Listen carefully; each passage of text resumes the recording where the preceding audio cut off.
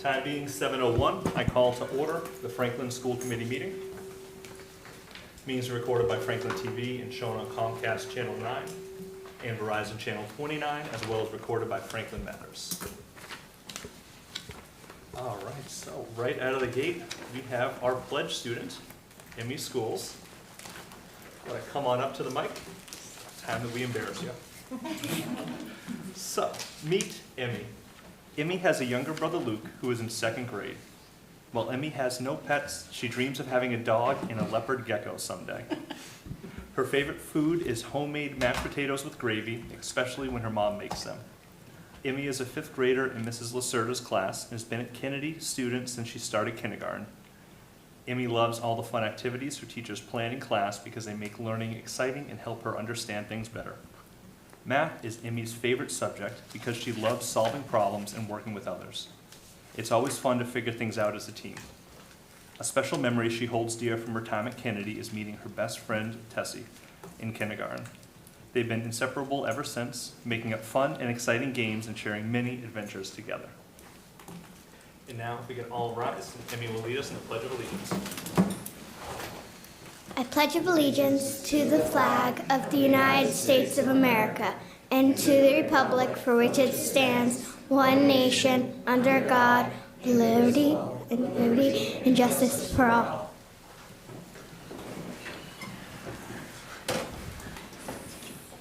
Fantastic job.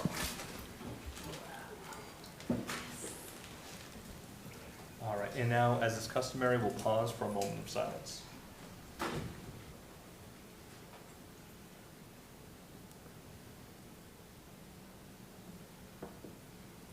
All right, routine business.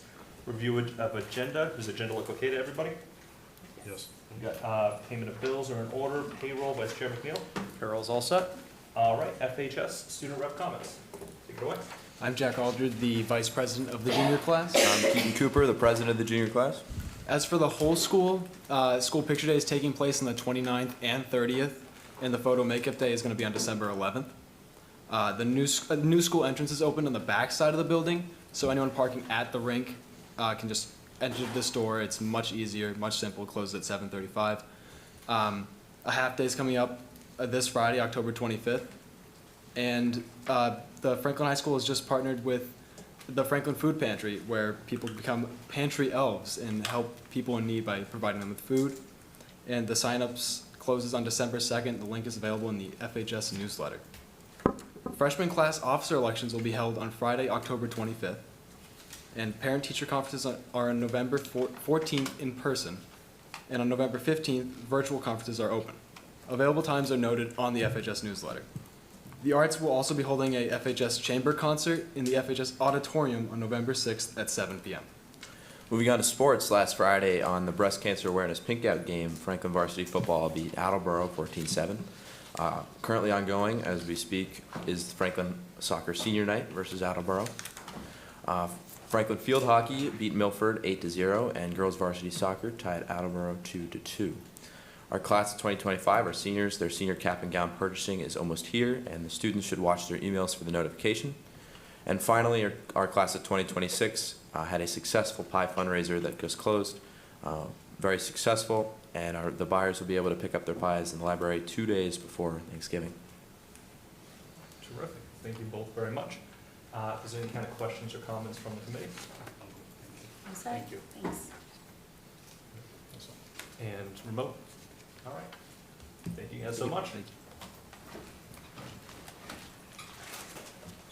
All right, and superintendent's report. All right, good evening, everyone.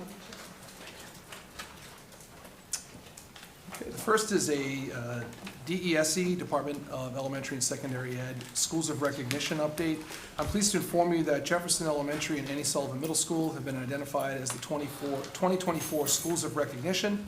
These two schools were representing 2 of the 57 that were recognized across the state. As part of its annual accountability reporting process, the department identifies a small number of schools of recognition. These schools demonstrate progress towards annual accountability targets, emphasizing the performance of all students and the school's lowest performing student group where applicable.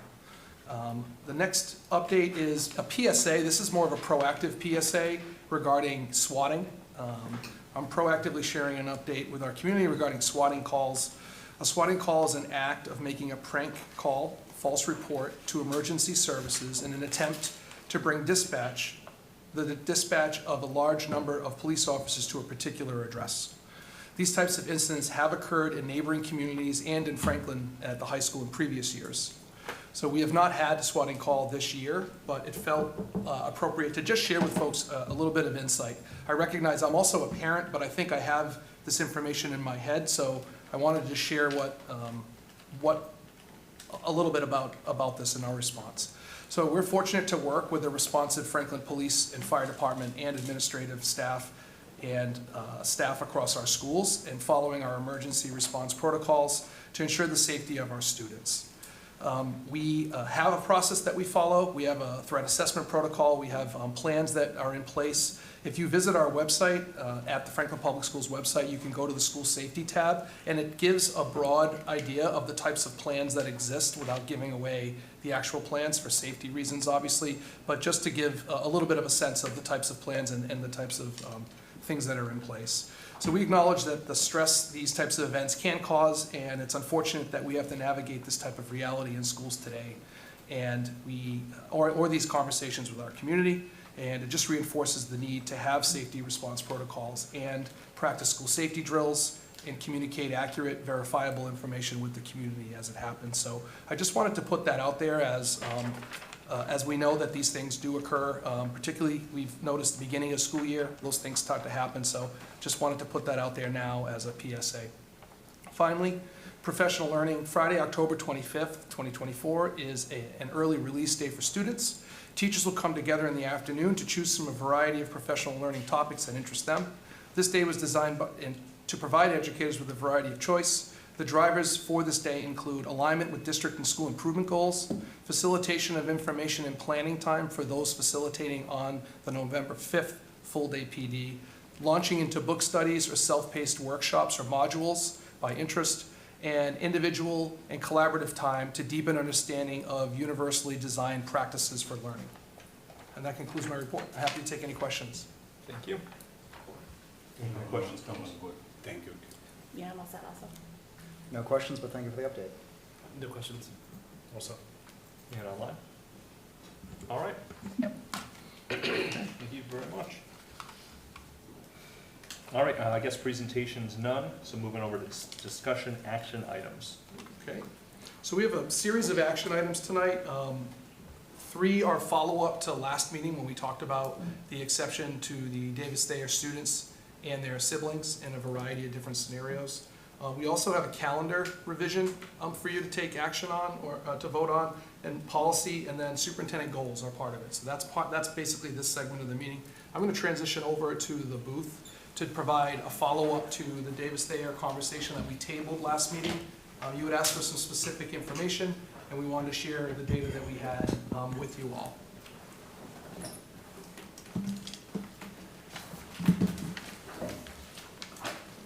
I'll be joined by Colin Boisvert, who is at the seat again.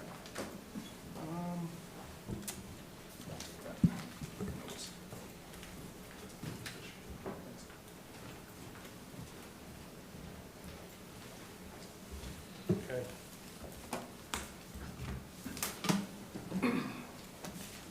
So we have some information to share out with you based on the request from last meeting for information. We'll then go through this, and then at the time, we'll do what we did the last time, is it shifts into the meeting portion. We move, a recommendation is made, and then you deliberate, and then move to the similarly. So just to kind of put that out there to, spoiler alert, kind of open it up, and that's what will happen, okay? So basically, this is our report out. Just for context, per the master plan, it said that consideration should be given to the Davis Thayer students entering 5th grade. There's currently 25. This is right from the master plan. Since then, there have been a few different considerations that were discussed last meeting, and we have data to share. Kind of what are the, you wanted to know what would be the impacts and what were the numbers, because I know that that was one thing we were trying to nail down, is just to verify some of the information.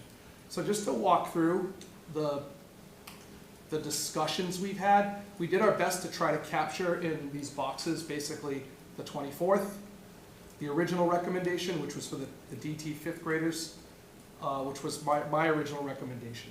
Then we had a listening session on the 30th of September. We then came back to October. And during that meeting, you voted to put the consideration given to the 25 former fifth grade students and their siblings, in addition to looking at all siblings of former Davis Thayer students. So anyone transferred during the closure, you can see the amended. And then we tabled the vote. And then here we are today, and we've broken this up into 3 specific areas. Basically, we'll see this slide again, well, the one on the right again. There's a consideration number 1, which is the original consideration for the 25 fifth grade students who are currently at Keller and are fifth grade students that transferred from Davis Thayer.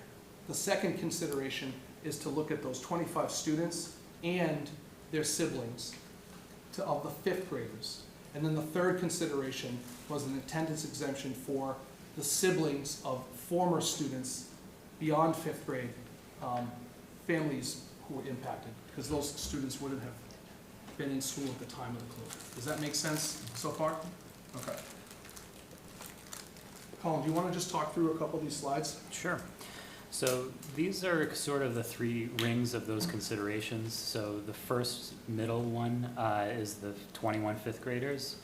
When you expand that out, you're adding 10 students to include their siblings, and then additional students that are all siblings that would be sort of included in the consideration 3 would be 23 siblings overall. And this comes out to 54 students when you look at all 3 rings. So by grade, this is the breakdown for the 54 students.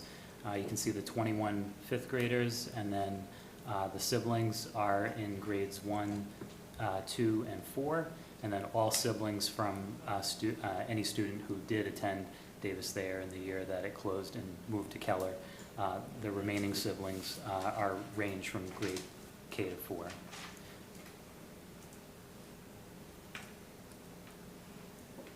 This shows consideration 2, but before we jump into that, consideration 1 is just strictly looking at the 21 students that are in will be in fifth grade next year. So that would just be looking at the top line grade 5. The rest of this table will show consideration 2 with just the siblings and the effects on class size at North. In this, you can see that the class sizes for grade 4 increase as well as grade 5. Can I make a point? Each of the slides has an asterisk at the bottom, and I think it's very important as we experienced last year through the budget development process that continued into the summer with ever-changing information. There's 2 considerations to have, 3 things. 1, we use the guidelines that we have in place for grades K to 2, which are 18 to 22, and then we use the guidelines for 20 to 24. Those are always subject to change based on enrollment and budget. And we experience that because I just want to be clear, we could put our best foot forward with budget. So it's actually, I'm saying this as a caveat for the rest of the budget development process that will unfold, and less about the Davis Thayer factor, but more about the idea that enrollment can change and so can our budget, which then makes us have to make shifts to class size, to the number of teachers we have. And that's how we've experienced in the past where we've had classes, if we eliminate a teacher and then we have higher class sizes in certain grade levels, it's all impacted. Those are budgetary decisions. But I had to put an asterisk on every slide because these are all projections just using those guidelines in an effort to give you the most apples to apples information as we plan out. Does that make sense? You can also see on this slide the projected enrollment for North and its adjusted enrollment at the bottom, as well as there's no change in sections here at North in consideration 1 or 2 as a projection. So looking at South for the same consideration 2, you can see the 21 students that would move up, lowers the grade 5 class size, as well as we're looking at grade 1, there's actually a section that can be lowered there. So we could go from 8 sections to 7 sections at grade 1 with those few students that would potentially move north. You can also see here the enrollment drop from 904 to 873. And again, the sections reflected, we'd be losing a section in grade 1 here from 43 sections to 42. In this projection, based on the criteria we used, which is at the bottom. So consideration 3, you'll notice here with the remaining siblings from column is added in. You can see the effects on enrollment there at the bottom. For grades 3, 4, and 5, class sizes would increase at North, and we'd be increasing sections at grades 1 and 2 as well, going from 8 sections to 9 sections. So this model, with the increased enrollment at those grade levels as a projection, would potentially increase 2 projected sections from 48 to 50.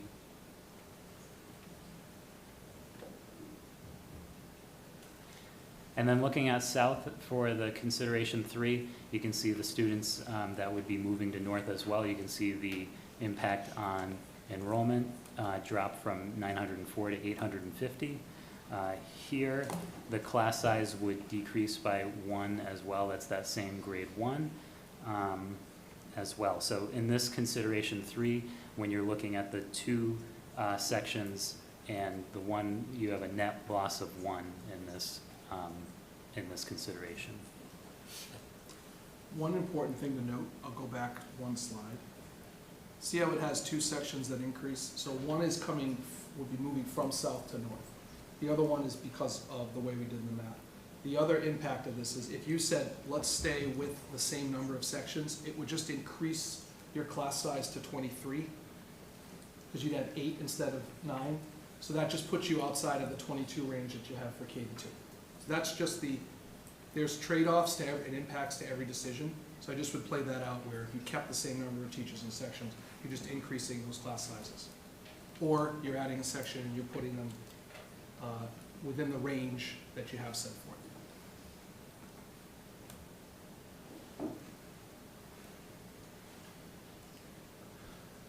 So we'll take questions, but ultimately, just to recap, the 3 things on the table broken up are the 5th graders, the 5th graders and their students, and then the siblings of students who were impacted due to the DT closure beyond 5th grade. And we tried our best to put in the gray box, a bit of a narrative that just gives you a sense of a summary of some of the impacts we just spoke about, but ultimately, do you want to just walk through those, Colin? Yeah, And then we sure. can So for do consideration 1, the attendance area, just looking at the 25 former DT students, this results in the 21 5th graders moving from south to, or potentially moving from south to north. It widens the enrollment gap by 42 students, as it's going to increase the north enrollment by 21 and decrease the south by 21. The sections remain neutral, though. There's no change in sections for our criteria. For consideration 2, when you add in the siblings, in addition to the 21 students for 5th graders, it results in north class increases for grade 4, and it increases the enrollment gap by 62. And then there's a potential of a reduction of 1 section in this consideration. So for consideration 3, when you're looking at the 21 5th graders, the siblings, and then additionally students who were impacted by this move, it results in increase in class sizes in north for grades 3 and 4, and additional sections in grade 1 and 2 at north, as well as a reduction in 1. So it has a potential increase of 1 section, and the enrollment gap increases by 108 students between the 2 schools. So we're happy to answer any questions that you have at this time. I'm just thinking about this cadence of the meeting, but I think you can Right. We can always kind of just go, come if we to want, it. Yep. stick with 1, 2, 3 questions and discussion around 1, 2, and 3. So then, what we'll do, we'll have opportunity question, but also deliberation. I'll entertain a motion on the floor for, so you can kick it up, the Davis Thayer family consideration vote 1. Do you want me to just state that? So Yeah, Davis well, Thayer yeah. Family Consideration Vote 1, an attendance area exemption to the boundary line for the 25 fifth graders transferred to Keller due to the Davis Thayer closure in 2021. Transportation will not be provided. Oh, okay, thank you. Is there a motion as discussed? I move to create an attendance area exemption to the boundary line for the 25 fifth graders transferred to Helen Keller due to the Davis Thayer closure in 2021 with transportation not provided. All right, is there a second? Second. All right, discussions, questions, deliberation? No questions for me. No questions, but I'd just like to say I think it's great that all throughout this process that this group of students was always in consideration to ensure that they weren't going to be impacted twice. And I appreciate that that was always part of the planning and the calculus in your end as well as the subcommittee's work. So thank you for that. And no questions otherwise. Just one thing to clarify for the public, and probably Yes. something else as well. So I know we're talking about 25, and then we hear 21, so just for the public's sake, 4 of those 25 are remaining within North because of the boundary line, correct? Correct. Okay, so just so Correct. folks are seeing why are we seeing 25 and 21 in different Correct. places? Correct. There's 25 total fifth graders and 21 reside in the south. Yeah. Good clarifier. Thank you. And then I appreciate the call-outs that you'd said about the budget, but just want to make sure I understood this correctly. So the numbers that we have for average enrollment is based off of us, in essence, having a level service budget that we don't have to reduce any teachers in front of our students. This is built carrying forth your guidelines, which would be level service, because we always aim to have the level, our class sizes within those ranges when we build our classes. Okay. So, but what as you know, this evolves as we move through the school year, and, as we experience firsthand, we know that what we start out with and what we asked for and where we ended was, we know that we're in a deficit. So I just would point out that that's why there's a caveat there. Yep, thank you. Yeah, and I think just for the audience, it's imperative that we all pay attention to all the budget conversations that are happening throughout the year, because it affects our students and the projections that we make now. So, thank you. My question is mostly surrounding kind of the adjustment from the amended motion we have sitting on the table at the moment versus breaking it up into the 3 separate categories and just kind of the logic we had behind that. So the amended motion, you're reminding me, there was an motion on the table to amend. These were broken down for you so that you could take the votes separately so we had clarity and affirmation on each of the areas so that we could clearly facilitate and implement whatever the decisions are of the committee. Does that make sense? So from a process standpoint, I think you need to think about the amended vote that was on the table would need to be put out there. You'd have to restate the vote, open that up, and then these are the discussion action items that we would look to have put in the agenda.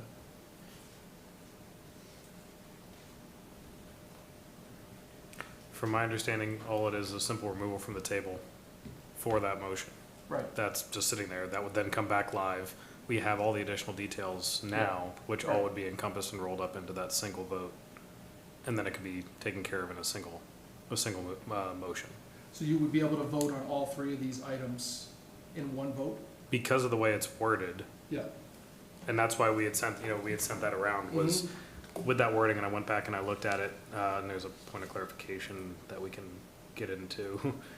Basically, the main difference actually, and Colin, if you would go to the slide where we have the exact language. Yeah. So for consideration 3, so just for kind of a quick reference, the amended vote, or the amended motion that's sitting on the table at the moment was recommended consideration be given to the 25 former Davis Thayer students and their siblings enrolled in FBS K-5 elementary schools during the 2005-2006 school year.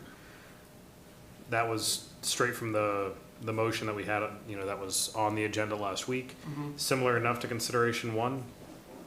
And then what was amended was that in addition, students enrolled for the 2025-2026 school year who are immediate family members of students who are directly impacted by the DT closure will be included for consideration along with the aforementioned 25 former DT fifth graders.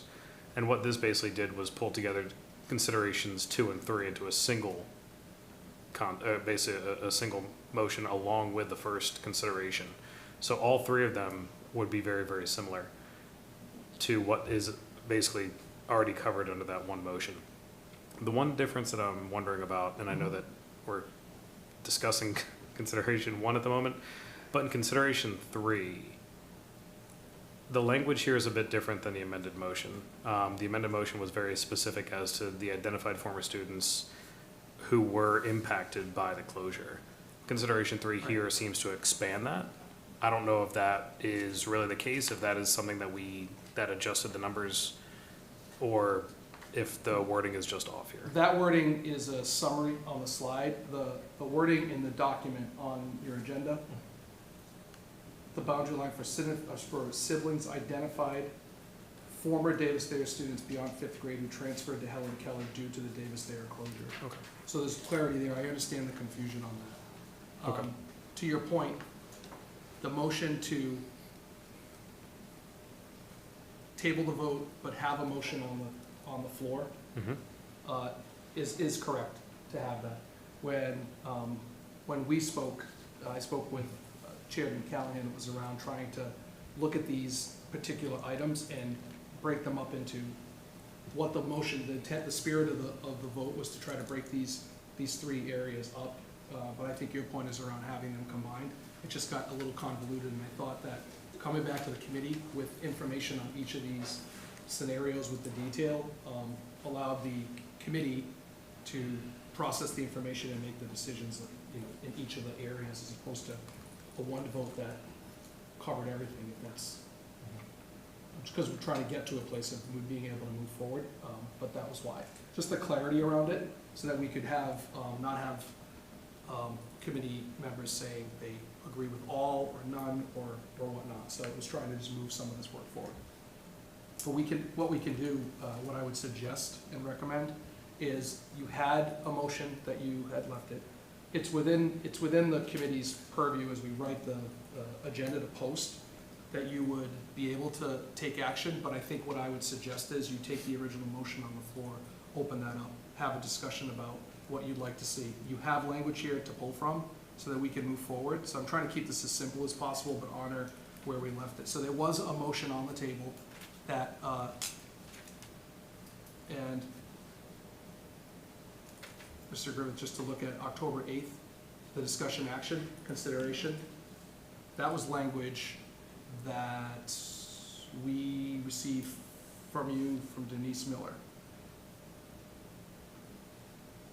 Could you read your motion that was tabled? Could you read the motion that was tabled? Oh, you're gonna kill me. Well, I think Yeah, so the motion that was tabled Yeah. was, and this is what we had forwarded around to Denise, and was, I recommend consideration be given to the 25 former Davis Thayer students and their siblings enrolled in FPS K-5 elementary schools during the 2025-2026 school year. In addition, students enrolled for the 2025-2026 school year who are immediate family members of students who are directly impacted by the DT closure will be included for consideration along with the aforementioned 25 former DT fifth graders. So therefore, okay, so that was the original, that was the motion from last meeting. The consideration piece was where we tried to get more clarity on what does consideration mean, and that's where I was trying to have an affirmative vote on each of the areas so that we could have an operational decision to work from. So I think what I'd suggest is that you've put that, I would pick it up from that motion, have a discussion about that motion, and then take the meeting from there on whether you want to vote on that, or if you want to amend, or if you want to discuss more, ask questions. So, Yep. what I will say, kind of 2 things. One, we do have right now this motion on the floor, just as consideration 1 as read. That language in there isn't kind of included in each of like the action required documents as well. So like the full language as written out in like the packet and It's in the voting. in like the voting document. What got added is specifically and then the little blurb that's listed on this agenda here. So like specifically in attendance area exemption to the boundary line for the 25, . But the body of everything that was kind of brought about is included on vote 1, 2, and 3. So I should have read I didn't pull these over, I read the agenda. But that language that you just read, and I will read again, is what's on the voting documents 1, 2, and 3 in the packet. And then it says specifically, and there are 3 versions of reading the same thing with those 3 actions. And I think that's what your question is around those being, those 3 actions, correct? Yeah, the Versus concept what? of breaking it up versus the single motion on the table. The only other thing that I noticed that was different is the specific language of transportation will not be provided. That's obviously something we've now had fun with amending a motion. We can do it again. So I think that would be one of those points where that kind of clarity is definitely going to be helpful for you. Right. But again, the thought is wrapping it all into a single. If we feel like, I think this was actually great, and this is exactly what we had asked, Colin, thank you for this effort, and I'm sure you weren't alone, Lucas and team, in getting all these data points built out like this. I think this is exactly what we needed, exactly what people wanted to see. So I do really appreciate that. My thought is mostly just surrounding the mechanism for us voting on this, what we have sitting on the table. We can pull off, we can't pull it off until we have an action on the floor. Now that we do, we could theoretically pull it out. And just kind of go that way, whether we want to open up all the discussions in a single bucket instead of opening up individual buckets, move forward with that motion, we see how that goes, and then we still have these on our agenda as alternative actions. I think what we can do is we can read the motion that was on the table last meeting, that you tabled, that you amended. I can read it as an amended motion. You then can take action on whether you want to vote on that motion, or as a committee, decide whether you want to move to have it the way we have it on the agenda, which is what you just said, Paul. Okay. Okay? So I'll just read this recommendation as it stands, as from the last meeting, and what was amended by the time we ended the meeting, okay? Okay. So I recommend consideration be given to 25 former Davis Thayer students and their siblings enrolled in FPS K-5 elementary schools during the 25-26 school year. In addition, students enrolled in the 25-26 school year who are immediate family members of students who were directly impacted by the DT closure will be included for consideration along with the aforementioned 25 DT fifth graders. So then I move to take the motion from the table. That then requires a second, and we can proceed from there. So a second would open it up for you guys to discuss further. So, So like, right now would be to kind of. Right. They do. So, yeah, we have a motion and a second on the initial. No, sorry. It's a motion to amend. Yeah.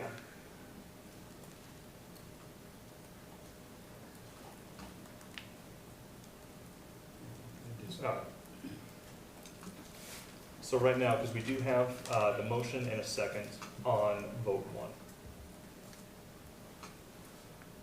You're looking to amend this to kind of include everything? You're looking to kind of amend the agenda to capture it all in one vote as opposed to the 3 votes as outlined? The motion is simply to pull the amended or the amended motion that we had put on the table last week, or last meeting, pulling that to the floor.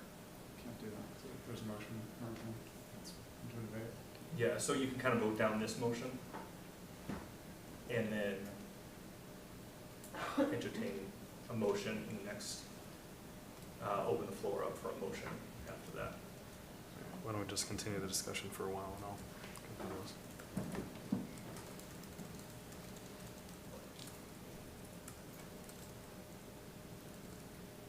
Let me know, you still,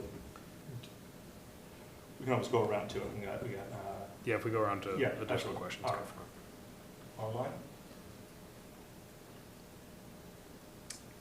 Are we just generally asking questions right now? Right now, focus to the motion, which is on vote 1. Okay.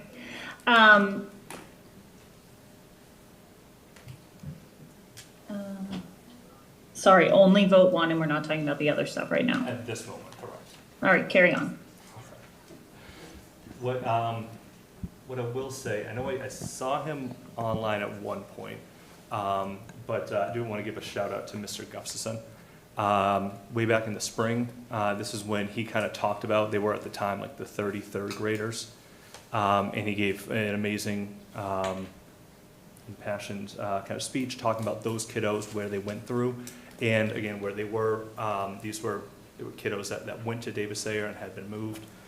He had told them, don't worry, you're still going to see me after this move. And really kind of made light to make sure that the light still shined on those kiddos that are now the 4th graders that will be 5th graders for the school year 25-26. That's really, so much of this kind of comes from this at least particular piece right here. So again, I don't know if you're still on, but if you're not, you do hear about this later, Mr. Gustafson. Thank you very much. We heard you, as many others in the community as well. But when you kind of talked about those 33rd graders at the time, and that's kind of where this comes from, is those particular kiddos themselves had already been moved based on school committee decisions. Kind of go back around the horn if there's any other kind of questions or comments. No questions. It's very, very good divided with the 3 questions, so that there is no confusion. Like, you want to vote on this? We'll just do questions right now, and then we'll entertain a vote. And just consideration number 1, the data. Right now, that's what, yeah, correct. So I have no questions. Just a clarity, and just for the audience as well. So while we have 3 motions or considerations, voting yes on all 3 is akin to voting yes on the one recommendation that was made last meeting. Is that correct? So I think where the confusion is, the amended motion last week said consideration given to all. So specifically, I think Mr. Griffith's point is around just having one vote for all scenarios to cover. And and typically when we have a meeting, when we do school committee meetings and I put recommendations in front of you, I try to put the operational lens. I should have, if I had done this over, I would have read the original motion as part of vote 1, because it is included in the packet. I jumped right to the distinction, which makes it just about the 5th graders. So I would have read consideration given specifically these 25 5th grade students is what I would, it's 21. Yeah. But I would have read it that way, and that's why these were, there was a discussion when we had our packet meeting around these votes and taking the consideration, meaning that by the end of this meeting, you will have considered all 3 scenarios, and you'll have taken action on all 3 scenarios and breaking them out. So that's how it came to be, just for history and so people understand the genesis of that. So, Yep. But the motion on the floor right now is vote 1. Correct. And But- it's the attendance boundaries for the 25. But we'll fast forward to when we're done with all Yep. 3. All 3 combined is the same as the outcome of where we landed with vote from last meeting for that 1. Because each of the 3 votes starts Yep. with your amended motion from last meeting. Each one, vote 1 starts with the same paragraph. Yep. Okay, cool, perfect. So just want folks just to know that it is the same thing, it's just split up into 3 segments that we can vote on individually. Voting on the different layers. Yep, exactly. Cool, thank you. All right. So pretty much my thought here is we can table this current motion until after we've considered the amended motion from last week. That is one course of action, because I think addressing it after we've already started taking consideration 1 and taking a vote on that would be counterproductive and backwards, essentially, where we're then voting on something twice and creating more confusion. So then if we were to table this motion, or table consideration 1 until after we've considered the amended motion, we can address the amended motion as a singular vote and then move forward. If not, if we were to do it in the other direction, theoretically, we would have consideration 1 voted on, and if we then brought up the amended motion and the result was counter to consideration 1, we would have some serious confusion as to kind of how things play out, right? Because now basically a motion saying the same thing twice, it gets 2 different votes. I fail to see the purpose of this. So, like, right now we're voting on just like every single layer, and like this way we have like more flexibility. And so I'm trying to understand the purpose of voting on that motion that bundles it all together as opposed to voting on the, like, the different parts, when it's where we have like a little more flexibility in terms of like the distinct parts that we're voting on. So can you please explain your reasoning? So the idea is having this all done as a singular vote because it's a singular community. Against that argument that you're making, consideration 1 and 2 were bundled into a single consideration last week, or last meeting as well. We didn't have those as two separate considerations. We had them as one. We were voting on them as one. And as soon as we add an additional consideration, we're now breaking it out into 3 totally separate votes. We did have a motion, we did have it tabled for a reason. We had the discussion on it last week as to why we changed that, the language in it.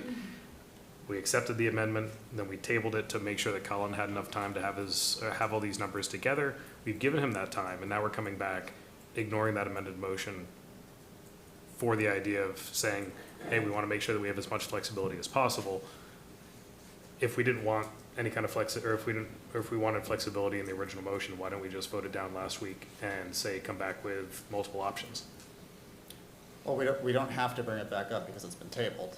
And We don't have to, but I think through all the discussions we had last week, it was something that was valuable to the community, and having that kind of transparency, it would be much better for us to, if people think that we're just tabling things because we don't want to deal with it, or we're going to change it in the next meeting, I think it really shows some distrust here. I mean, I think we're having a very open conversation about the 3 different parts of it right now, so I don't see it that way. I mean, I see your point, but I disagree. I think this allows for flexibility in terms of the different layers that we're voting on. I think that provides for a very transparent process. Again, the concern here is that we didn't need any kind of flexibility when we had 2 considerations bundled into a single motion. When we amended it, we accepted that amendment. Now we want flexibility. Just if I could weigh in, I think you accepted the amendment, but you weren't prepared to vote on it with those 2 scenarios that were included in the. I just think for transparency, this was not done in a distrustful way. This was actually trying to be, I just want to be clear about how this was designed. It was taking the original motion that had multiple considerations and knowing that it included multiple scenarios and trying to build it out so that you could see very transparent votes on what the decisions were. I just want to be clear about that because that was the spirit of it, was really trying to be clear, because last week you tabled it because you needed more information, which was real. I think that was true. We needed to kind of clarify how many students we were talking about in a few of the scenarios. So just to be clear on the intention behind this was to take the big motion, the idea of all of the considerations, making sure we returned with that info, and then making sure that we had the information out for you to be able to take action on each of the considerations that were discussed during the meeting. So, Yeah, and I think that was great. Again, as I mentioned earlier, having all that broken out from a data standpoint. So the slides that you provided here, we could have worded it differently and just said this is the addition, what the addition of the broader families number includes. Again, it's just terminology here. We didn't have to break it out into 3 separate votes. We could have presented the data, and we were waiting on just this consideration 3 group of children to understand. Basically, that was, and I think that it highlights an important point, right? Last meeting we were talking about 9. Now we're talking about what, 21, 23. Yes, that's exactly why we came back with this. My point is, we had that on the table. We can bring it up. If people don't like that, we still have these 3 considerations to go for, whatever the rationale is. But I think it also allows us to have all the discussions and all the considerations looked at and brought to the table at the same time, so that we don't have to go through and say, great, the discussion from consideration 1, building a little bit more here, discussion from consideration 2, building a little bit more here, and we don't have to deal with redundancies or any kind of confusion there. Having it all rolled up into one simplifies it as much as possible. If I may. So, go ahead. I just want to pipe in because I wasn't able to be here last week, so I had specifically asked quite a few questions. And one of the reasons why I was asking for it to be more broken down is because, the entire community is being broken up. So I wanted to try and be pragmatic about our decision and equitable about our decision. So to me, the decisions fell on a couple things. One, the children, are they going to be moved twice?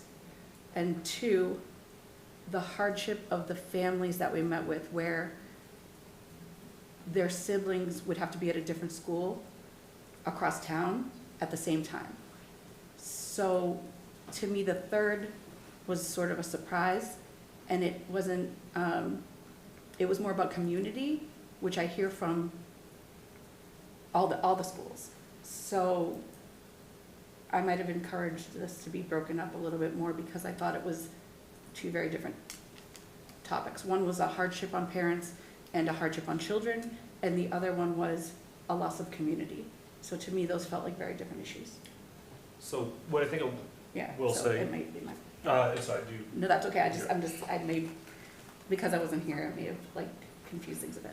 No, yeah, it certainly was to try to make it so that a way, here's that consideration, specificity, discussion, discussion, discussion. If you want, you know, anybody certainly can kind of do as you say, and as opposed to kind of discussing and debating and voting on each one, package it all up together. Like you said, it would be a process. We do have the motion right now. We have to kind of be to table this one to bring up the other one to then discuss from there. I guess kind of the consideration there is, do we just give up on it and kill it? Because if it doesn't come off the table today, it's gone. Bless you. And if we're gonna suggest that we do bring it up, the only time to bring it up is before we consider all three, so that we remove any kind of doubt as to the ending vote. As I pointed out, if consideration one comes up, we vote on it, and then the amended motion comes up, and it votes differently, it's confusing. So, So, in that case, what I would suggest, and I would make a motion to table consideration one until the amended vote from last week is removed from the table and voted on, and then we can revisit it later this meeting. all right, is there a second? Second. Okay. Debate, discussion, questions? I don't know what I'm voting on right now. So right now, the idea would be to table, strictly just to table vote one. I think with the intent to bring, to then have a vote to amend the agenda to bring up the consideration, then begin to amend the consideration to include the language that is added in the packet. Does this result in us having to come back and do this next meeting? No, Okay. it's all within this meeting right Okay, now. then Yeah, it's yeah, just- okay, yeah. yeah, so it's Right. doing Yeah. what I'm- That's, yeah, I'm really One concerned vote about that. or This three has been like votes. a little bit of a holdup, so yeah. I'm a yes. Discussion, questions right Okay, now. oh, sorry, Yeah, very transparent. I still fail to see the purpose of this. I think if we vote on all three ones separately, we encompass the entirety of that last motion, and I think having three distinct motions and three different layers, and three different votes is more transparent than having a single motion in all three components combined, because we know every single thing that's being voted on supported. So I still think how we have it on the agenda is better. So I plan on voting yes either way, so it doesn't matter because it's going to be the same end result. I think the only difference is if you're planning on voting no on one of these considerations, that's where it comes down into play. So I support this. I think, you know, we brought it up last week, and I think addressing it is gonna be key. However we do address it, I think is fine. If people wanna come back to the three different considerations, voting it down will be the action to go. But I think we had the amendment up there. I think people are looking forward to seeing a vote on that. I think it should be something that we address tonight in this order. So I think closing consideration one and tabling it for now would be the best course. Okay. And Aaron?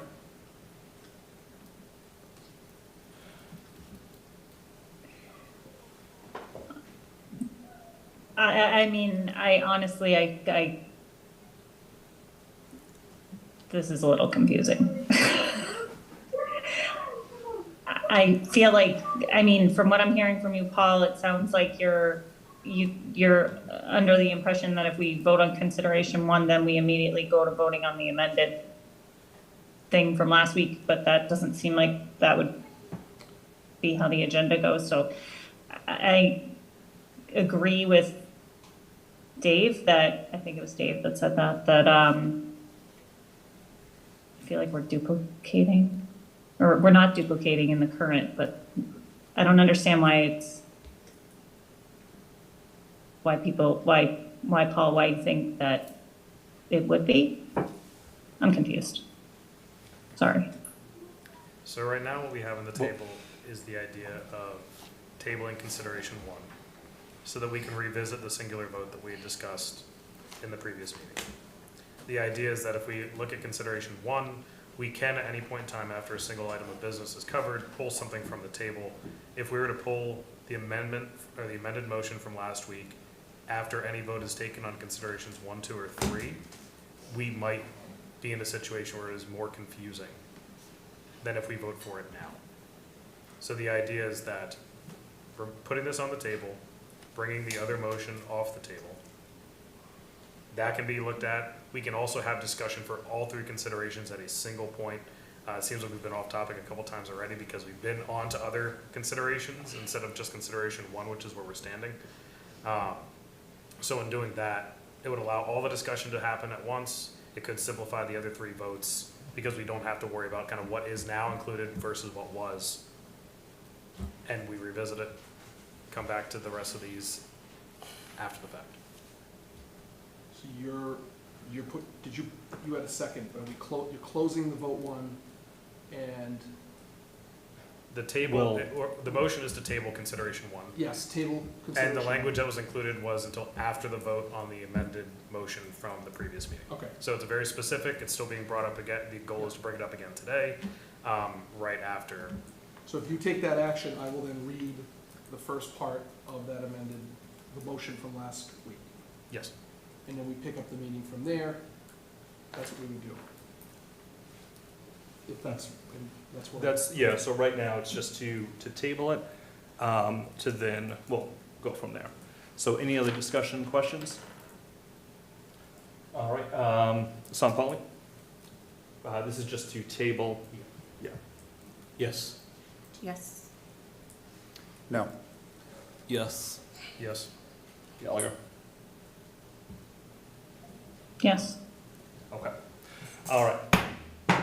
So, item being tabled. Just have to take a couple notes here. Yep.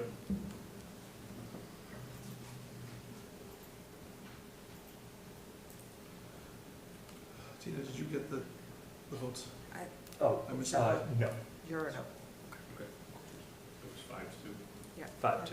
DC knows the rest of this.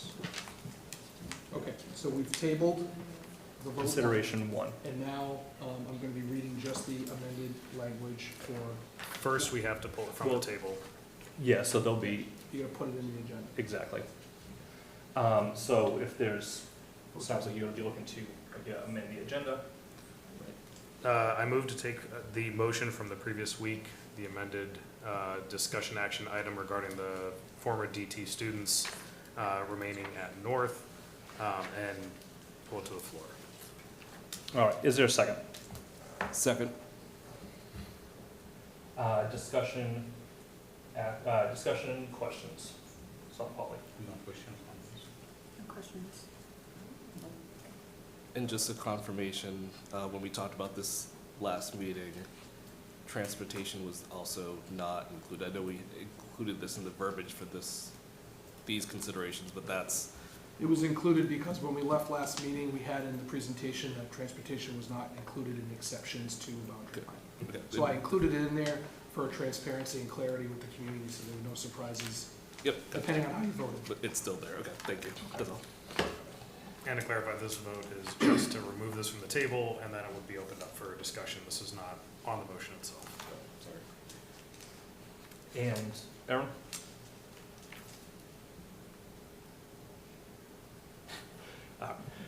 All right, so right now, again, motion is to bring that October 8th motion. Yeah, it's written more clearly in the voting document, but I think are we all clear on right below recommendation up to the point where it says specifically? Correct. Is that, I'm seeing head nods from everybody. So, yeah, I recommend consideration be given to the 25 former Davis Thayer students and their siblings enrolled in FPS K-5 elementary school during the 2025-26 school year. In addition, students enrolled for the 2025-26 school year who are immediate family members of students who were directly impacted by the DT closure will be included for consideration, along with the aforementioned 25 former DT fifth graders. Okay. All right. All those in favor? Vote Sampali. Is this a vote? This put is it in just the to pull it agenda? off, this Just is wanna be just to clear. pull it off the You're table. voting to put it on, right. The other one, yeah. Yes. Okay, yes. No. Yes. Yes. Gallagher. Yes? And no, motion passes. Okay.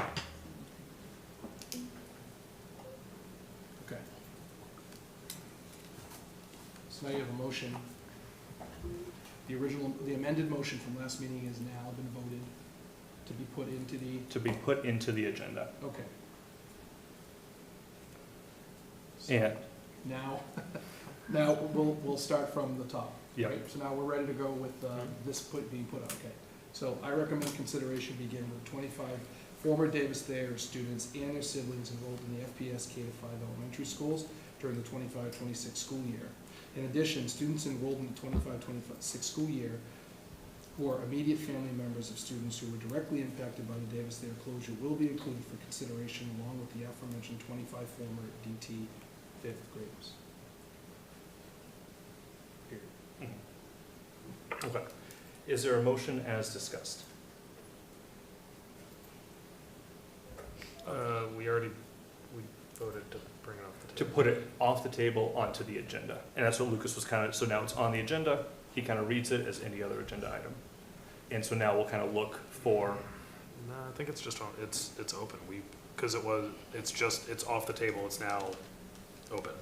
I don't think it was a matter of putting it on the agenda, that wasn't the motion was to pull it from the table. So now the motion is live. So you're discussing and you're voting. Yeah.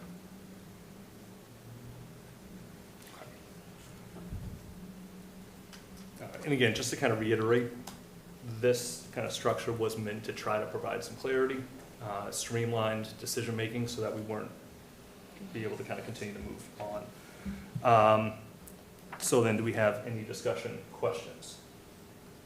I'll start with Sampali. Question understood. The way it was just read includes all considerations. Correct. It includes all considerations, it doesn't list out what those considerations are, nor does it kind of list out that transportation will not be included, implied, but not listed out.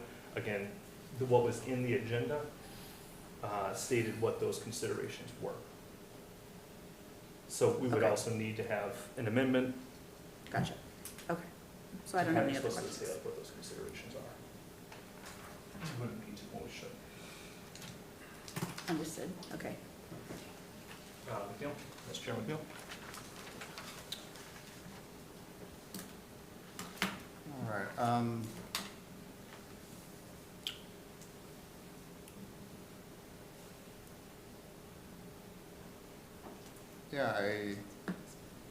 So first of all, thank you for the work that you did for these past couple weeks. Really appreciate that, putting this data together.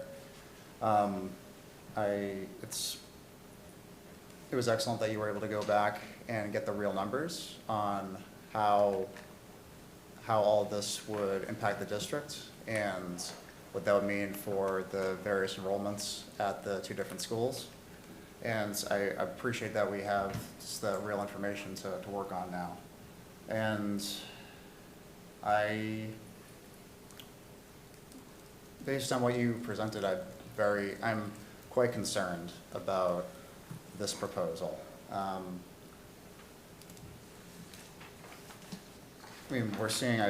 taking a look back at the slides here. We're seeing that the initial gap would be about, 100 students or so, the enrollment gap maybe between north and south, between the projected and this, and then this new gap would over double, correct? Yes. Point of clarification, it would be a gap of 60 Thank you. versus 100 now. Yeah. So I'm concerned about creating I'm concerned about that larger gap, and I'm concerned as well with the data you showed us. And again, it would be depending on how the sections in the class sizes that can be played around with, but it seems as though we'd be potentially increasing sections or increasing class sizes with all of this as well, correct? Like, as you laid out here? At North. At North, yeah. So,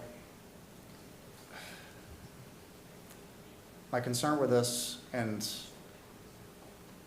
from the beginning, we were giving consideration to the Davis Thayer fifth graders. And afterwards, we heard from the community that the siblings of those fifth graders, it would be logistically very difficult if there's an exception for just the fifth graders and not exception for the siblings, to go to 2 different schools. And we really appreciated hearing that feedback, because that made a lot of sense. So thank you to all the committee members who reached out to us about that. But with doubling that enrollment gap, as well as potentially increasing class size into the sections, I think it's kind of going against the principle or the driving motivation behind redistricting, which was to maximize our resources, even out class sizes as much as possible, and to reduce the gaps in enrollment, to make sure that our students are being provided as equitable educational experience as possible across the district. And I think with this here, it makes a lot of sense to me for an exception for the fifth graders. It makes a lot of sense to me for their immediate siblings, to make sure that we're not creating the logistical problems. I think we're kind of going against that principle of using resources as efficiently as possible with this. So this isn't something that I think makes sense. Thank you. All right. So this exercise has shown one thing to me, or many things, but one thing I want to call out, just the flexibility of this north-south structure. I mean, if you, by approving consideration number 3, we're in essence being able to shift resources from one complex to another easier than we would have today. Is that true? Shifts in enrollment are, as we said in the spring, are more easily absorbed than when you have five schools that have 2 sections on the grade. If that's what, is that the question? Yeah, exactly. So I think we see the benefits of what's to come, especially with enrollment coming down the line. We don't know what that may be. For this, if we approve it, when do the families have to make a decision? The minute you take a vote, we need to start to communicate with those families and get a confirmation in writing on whether or not they're going to be. Because we can't notify our educators on where they're working if we don't have a firm grasp on the number of classrooms that will exist in each of the schools. Okay. So do we have a rough time frame of? We told educators the month of November we would start to notify classroom teachers, Okay. and then any other role beyond a classroom teacher would know in succession as we identified a full group, so that you didn't have 2 people with the same job where one knows but one doesn't. Yeah, makes sense. So relatively within the next 8 days, a week or so, these families would need to make a commitment to one or the other. Correct. Okay, thank you. I mean, I would say, yeah, it would be, I don't, 8's not exact, but, and I know that I don't like to use numbers anymore because, they can change. So I just think that in the immediate future, if there was a vote to do one thing or the other, or any variation of this, we would want to contact those families immediately and have a decision made, because we can't wait on that. Okay. And I mean, right now we're all operating on the assumption that all these families are going to say yes, which is not the case. It's not an all or none. It's an individual decision based off of your family needs if you have that consideration. So Just looking at it, for the kindergarten, we have 2 students coming in, and hypothetically, if they don't have any siblings in that school today, and they're one of those that are part of the, they don't, because they're part of the remaining siblings, it may not be in the family's best interest to go to that school because there is no connection anymore. Because in essence, all of our schools as we know it today are gone. Those Right. cultures are not the All- same. The Every placement- school's impacted. Exactly. So I mean, if I brought my child to kindergarten today, that wing that they went to Keller is not necessarily the same one, or it's going to be different. So this is not just yes, it's definitive. So I think we need to understand that people are going to make their choices, and it may not be I'm going to go to North. Maybe I'm going to go to South because transportation is included. So there's still some unknown, even though we vote one way or the other. That's all. Yeah, so, I wanted to start off by making sure that everyone following along is very clear on the numbers. We heard 100 and 200 thrown out. The number of students changing places here with the DT fifth graders alone is 21. Fifth grade siblings is 10. All additional fifth graders is 23. Okay, so it's 54 students as a whole. Those 23 would represent about 42% of that 54. With that being said, I think Al raises a couple of very good points here. One is that this is the maximum that we're looking at. There are decisions that need to be made by families. This is, from what was communicated at the previous meeting, a single decision that will follow the student for the rest of the time. And in the K through 5 grade school. So essentially what we're saying is that if someone decides that they want to drive their kindergartner to North for K through 6 or K through 5, that is their prerogative, but they will not in the future have an option to switch to South and suddenly get on the transportation list. This is a single decision to be made. So I think this is not something that's just going to be an automatic, everyone's going to immediately run for it. There are additional considerations to be made by each individual family. This is providing people with that option. In the grand scheme, the additional 23, I think it does, also to Al's point, show the flexibility that we have. It would result, from the numbers that Colin provided, in 1 additional teacher for the system being able to accommodate the larger number of students at North if everyone came over. But I really want to make sure that we're keeping this in perspective. This is not something where this is automatic. We are not saying these students have to go to North. We're providing them with the option. Families are then going to take that time. I understand the turnaround's pretty quick for you, Lucas, but families will have to make sure that they understand all the ramifications here.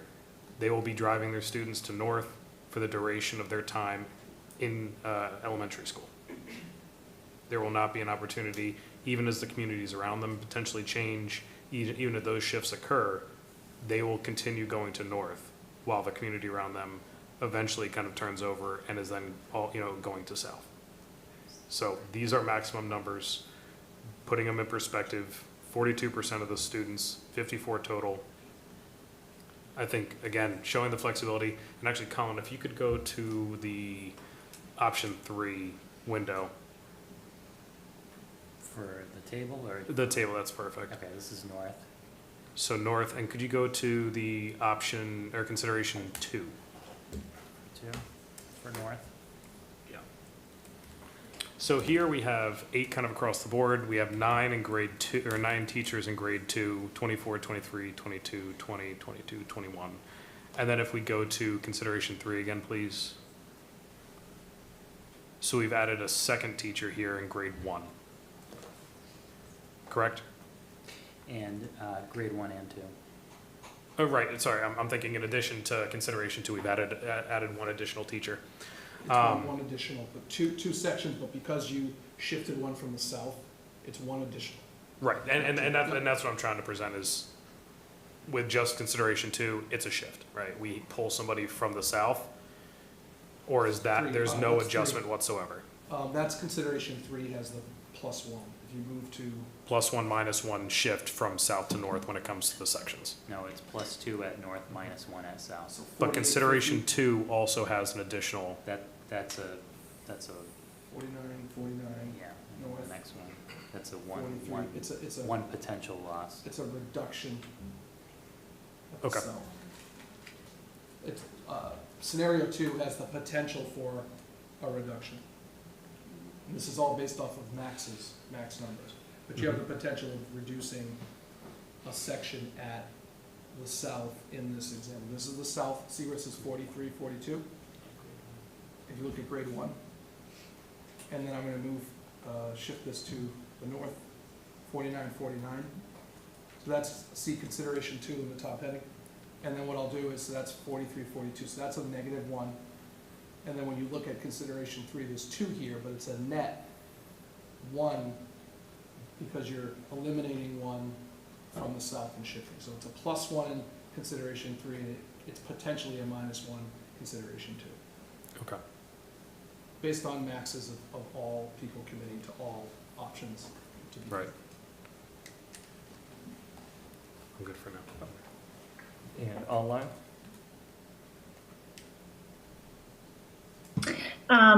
Couple questions, Lucas. My first one is there a chance that there are more in K? I saw that like there's an asterisk there. I don't know how we, kind of know as these students aren't enrolled in the system yet, It's a very what that good class question. level could look like. That's a good question. I was waiting for the moment to say it. I was waiting to say that K is asterisk because we're going off of the info we have.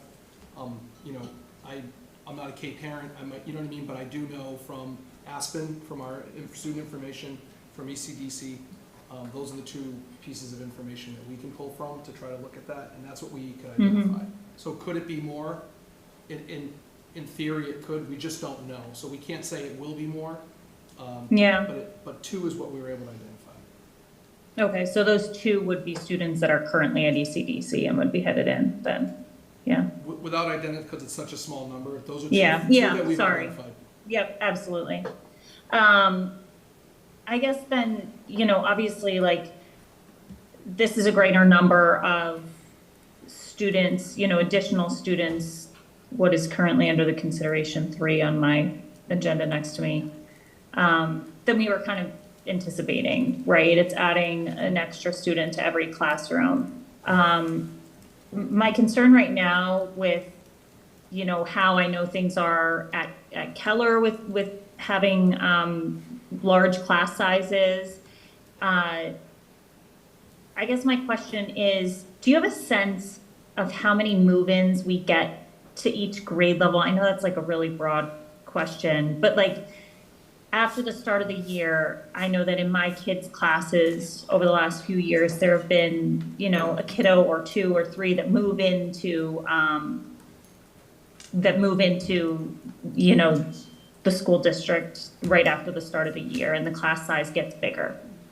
If we're already adding a child to every classroom, my concern is, how many move-ins do we tend to get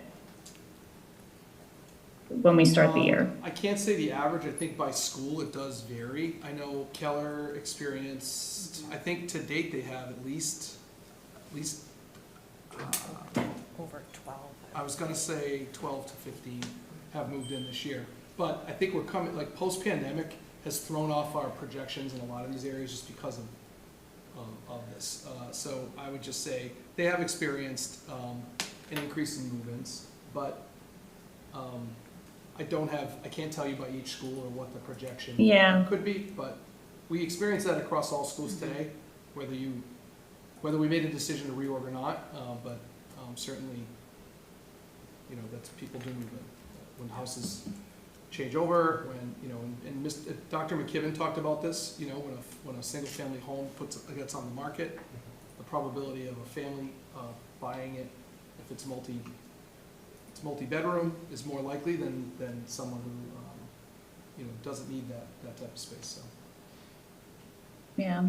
And then I guess my only other question at the moment, I think, is related to what Al was talking about with like a deadline. When do families need to notify people by? And I guess this is a question for you, but also for, the committee of like, should we be setting a set amount of time to notify the district if you are going to take up on this consideration, just for planning purposes?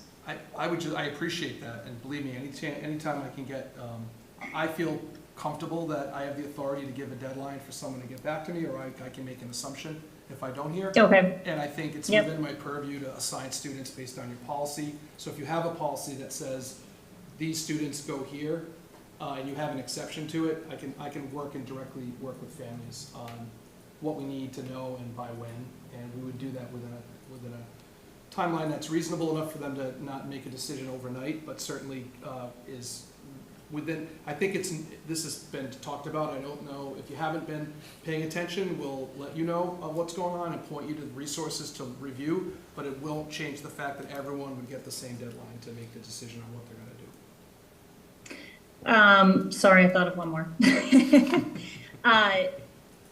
How, Paul was talking about if you make this decision to stay at North, that you're locked into that for the duration of the time that your child is in elementary school. Is that, that's not written into this policy? Is that something that's actually being considered here? Or can families after a year decide that they're gonna opt back into South, which is their assigned district?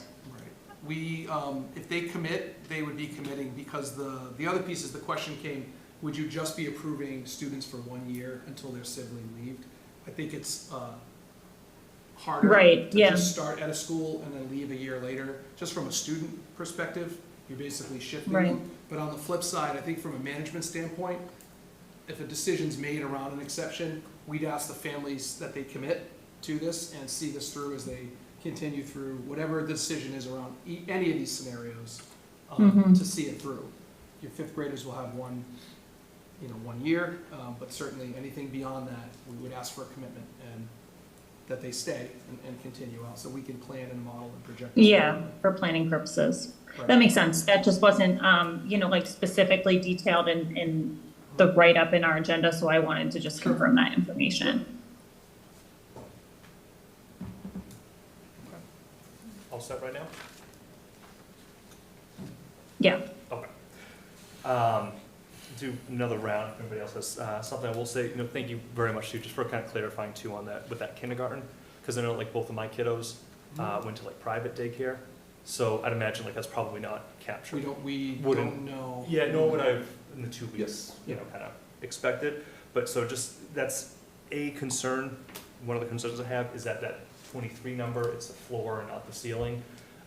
If there are other siblings that are in private daycare or aren't in daycare at all, that 23 could kind of rise up even higher. And that's just kind of like an unknown variable right now that we're introducing to us. But any other kind of questions or comments? After listening to everybody, my big concern with this is that I don't like when these numbers get above, or even are at 22, because then we're at the top. And I'm glad you mentioned that, keeping the kids, the siblings, because I was somebody who, my initial reaction was, hey, parents can't be in two places at once. Once their fifth grader moves on, then the remaining child should go to where their district did. Let's just keep it, we're a big district with lots of kids and many parents who want exceptions for their kids. So I err on the side of just being very strict with policy in a grossly under-resourced school district. That's huge. So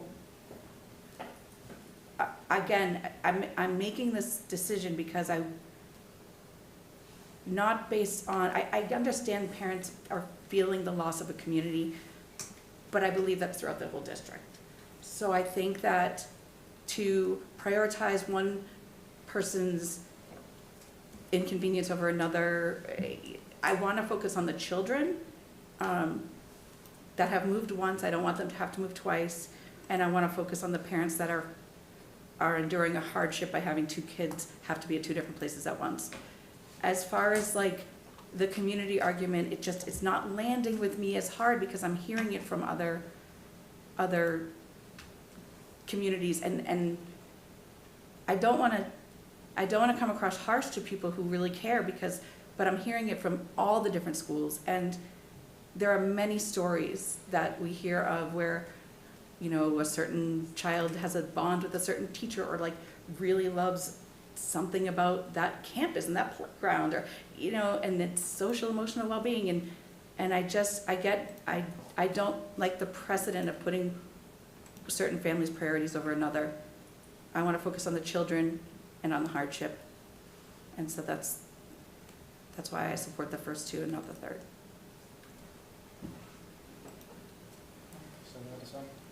Nope, nothing else. So one thing in looking at this slide that I wanted to be sure, I think Ruth Ann brings up a good point, looking at the number of students we have in each class. 3 to 5, our target is 20 to 24, so we're squarely within range there. This is also for next year. So the following year, when grade 5 moves on, grade 4 moves up, we see a drop of 13 students in that grade, compared to what those, you know, we don't, basically every other grade is seeing an increase of 8 students. The 21 DT 5th graders, once they leave, that bulk, that large group of students isn't gonna continue on. We're gonna see 8 more students through grade 1, and then then K, you know, I understand the commentary around whether it's 2 or not. Essentially from that point on, we're gonna have this rotating out of the system. This is completely through and gone in a 6-year window. And we're not continuously kind of building in and finding additional influxes according to this. This is a set time frame. And looking at it also, we see, you know, again, looking at kind of the flexibility and understanding how we can really make sure that these students are set up well. Based on these numbers, 5th grade is the biggest concern. We have 24 students in that class, 8 sections. If we get 8 new students, we're now at 25. But to be perfectly frank, I think that's the part that we've not been concerned with at all, because, you know, there has been a lot of discussion around these 5th graders, and I think that's good. I think that should continue, but I'm trying to put things in perspective. In grade 4, we would need to look at 8 additional students on top of this in order to get to a class size of 24, which is still within our target. So once we hit 9 more students in that specific grade, then we would be falling outside of our range. Same thing with grade 3. Grade 2 and grade K, we have 9 additional students that could be absorbed, 9 and 8 additional students that could be absorbed before we're at 22. And then in grade 1, we actually have 18 that could be absorbed before we hit that limit. So in putting those things in perspective. Grade 1 adds a section in this model, so if you took Right. that 9 and made it an 8, just to be clear, you'd be at 23. Right. Okay. Just was that add-on I want to count, that's why it's lower, but. And the thought is that, I you get know, your if point. we have that individual in there, we already have built in that flexibility. And again, I think it goes to exactly what Al was saying. We've finally been able to build a system that can deal with relatively significant changes in the overall numbers that we experience. If we can see an influx,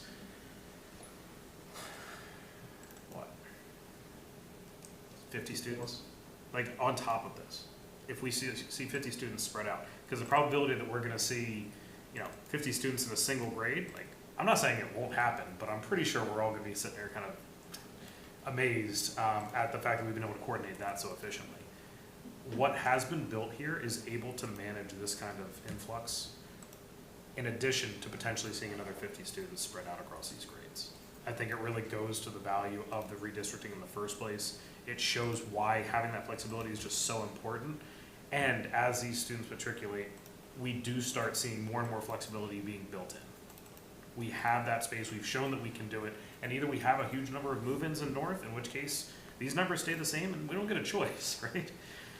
Or they don't, and we have that kind of, that rebalancing into the way it was initially designed, in which case we have again demonstrated that we do have the flexibility to go up in numbers.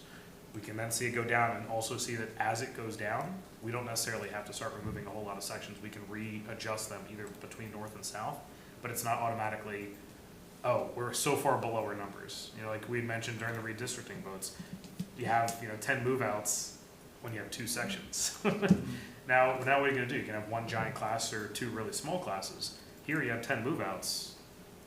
Even if they're, even if you're already at the lower bar of our number target, great, you're 1 below across those sections except for 2 of them. I think that is the other thing to focus on here is with this in mind, with the flexibility, being able to accept these students and still have room based on exactly what we've designed. I think it says a lot about the value and the quality of the redistricting setup that we had dealt with in the spring.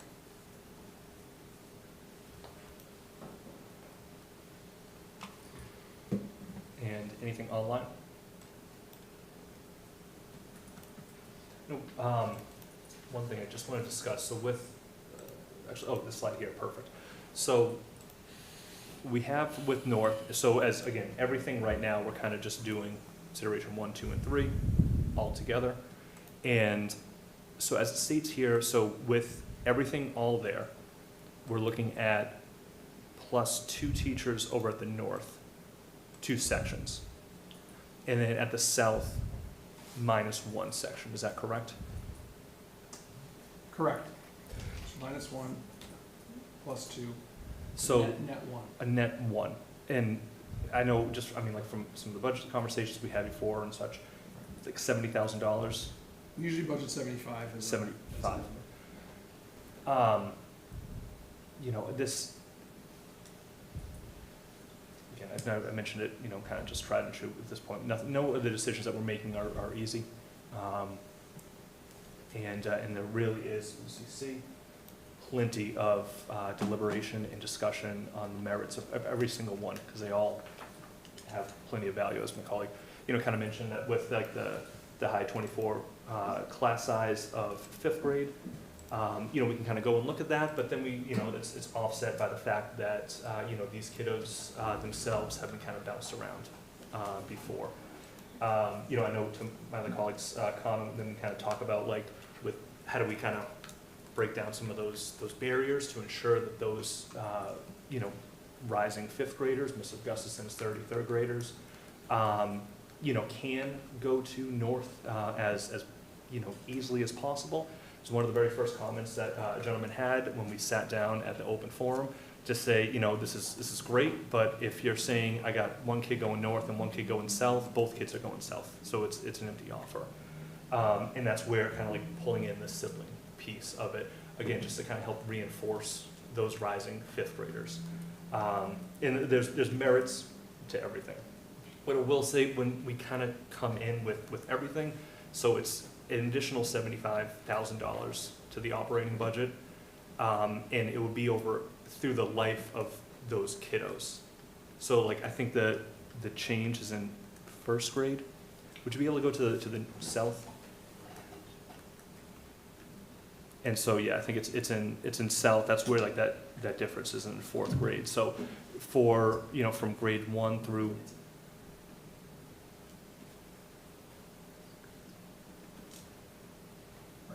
It's, Yeah. it's 2nd grade, and now these It's are first- projections. The other correct. piece is to know is like, the move-out point, the move-in point, the projection, as we go through the budget development process, and as you know, we landed this year with higher class sizes than we anticipated by budget, so. Right. What we're projecting is how we built last year's budget, using the guideline as the starting point to put our best foot forward on sections. So just to be, Absolutely. okay. No, I yeah, have no, to keep certainly. I'm not saying gonna. Because I don't want to be in a public forum and someone say, you said we were gonna have, this many and it's just, things have changed, but the criteria is what we always use, so. And Yeah. given the information and the projections that we can, like I mentioned, we can't we're not gonna add in more than 2 estimated kindergartners, because those are all that we know Right, of at right. this moment. Maybe there are more, but we're kind of using the best available data. But it does mean that every single year that this consideration is involved, it's an additional $75,000 to the operating budget to kind of source an extra classroom from those grades that would exceed $250,000 over the life of their trajectory through. And again, it's not to say that we're trying to, I'm personally trying to kind of add a specific dollar amount to every single kid. I mean, we know what the average is that we spend, we know what the average is that everybody else across the state spends. Quick little spoiler, there's a wide gap between what we spend and what the state spends, us on the much lower end. But, in a district where money is so tight, it's difficult to be able to say that we're gonna spend for the next maybe 4 years an additional projected $75,000 every single year for all of these considerations. Or at the very least, as everybody's kind of having those conversations and eventually the vote, we should just kind of continue to just be aware of that. And maybe that's, you're all good on that, but I just want to kind of make sure that I at least kind of speak to that. It's tough, it's awful, but that's money that's also not going to be spent elsewhere in the district. And that's difficult for me personally. But we'll open up for any other kind of questions or comments. We'll kind of stick with down the line. I just, I'm happy you're the budget guy now, and I don't have to deal the budget crazy person every day. So, no, thanks, Dave. Yeah, absolutely. Oh, sorry. Yeah, I think that's a very good point, and I mean, I think it's a point well taken in terms of how the system we're creating can absorb new shocks to it and is flexible, but I don't see the need to introduce more complexity when we don't have to. And Dave, just to clarify, I think your math is wrong. If it is, please correct me, Just please. because we're looking at, we have for consideration number 3, we've got 179 with 9 classes, but all the grades above it have more, and they have 8 sections. So you're not factoring that the range is higher at the older age, so it'd be only a 1-year impact at that point. It wouldn't be the same as, So please, if I'm incorrect, yeah, like I was more thinking that, so like that first year, Yep. we got an extra 75. Now, that group, that's now a 9 in grade, really like 1 and 2, as they go to 2 and 3, they're still gonna require 9 sections. 3 requires less.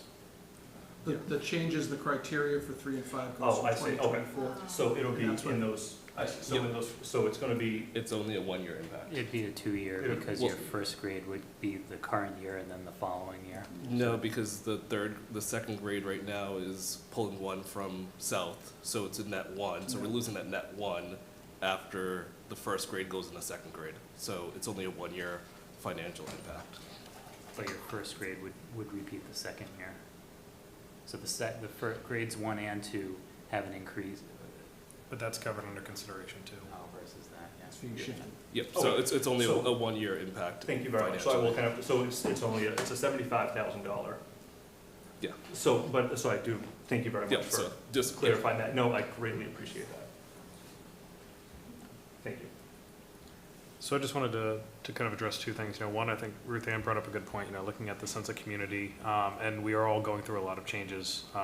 The school that my kids go to is one of the ones that's being heavily impacted, as are all of them. Our facility is closing its doors. All other facilities are closing doors in one way or another. Some of them are gracious enough to be opening in a very new format into a totally new school system. Everyone is experiencing changes, I do agree. I think the real consideration here is that these students, through their families and their community, has done this twice now. That's the differential. For all the stress that everyone is experiencing, for all the challenges that have been brought to our attention throughout this entire process, we're doing that to a specific group of students a second time in 3 years. Now, I understand the concept of the ones, the 5th graders who are directly impacted, their siblings because of logistics, but these other siblings and that overall sense of community that people have been harping on and people have been, kind of repeatedly addressing, that is still there for those additional students. And I think in looking at the overall impact of including them and taking that into consideration, that in my mind really kind of balances out that community sense and recognizing that double hit in 3 years is tough. A single hit, we heard a lot about it. I think it is very impactful. It's going to be a challenge. I think we're ready for it. And again, this really, I think we're in good shape there. But asking one group to really kind of shoulder that twice in a short window of time, I think that's the real differentiator here. The other question I have, and this might be a little bit too specific at the moment, how many sections do we have now? No, like, period, across the entire school district. It's tomorrow night. I don't have it in here right now, but because we're looking at it, it's almost a bit of a, there's three parts. There's, what did we have last year? What did we propose, right? Yeah. What did we cut? Like, what are we living with now?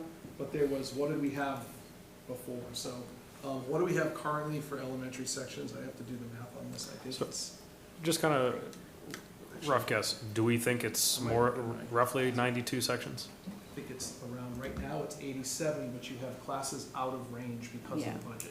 Okay, It might so, be 88, I have to, that's why I'm doing what I said I wouldn't do, Steve. But I believe it's 88, but you have multiple classes, K classes at 24. We'll get it, but okay, I don't have my readers. all right. I think, and we're entering a deficit too. We're also, we all know this too, so that's why there's just a, that's what happens when you tap 3 million that can't be replenished, but I guess that wasn't our choice. So I think, looking at that, the 70,000 for a single year as a cost, there are very real impacts from that. But I think, and again, looking at the overall impact of the community, looking at the flexibility that we have here, and the fact that it does roll off quickly, I think that really kind of puts it all in perspective. And then, again, it's never something where you want to make the budget more difficult. But I think it also cannot be the overarching axe at all times with every single decision. So I think we do need to balance that out. And online? 87 general No. education elementary sections. Nice job. I'm here.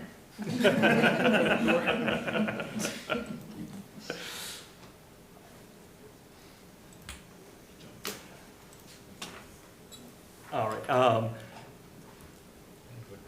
okay, actually, any other questions, comments?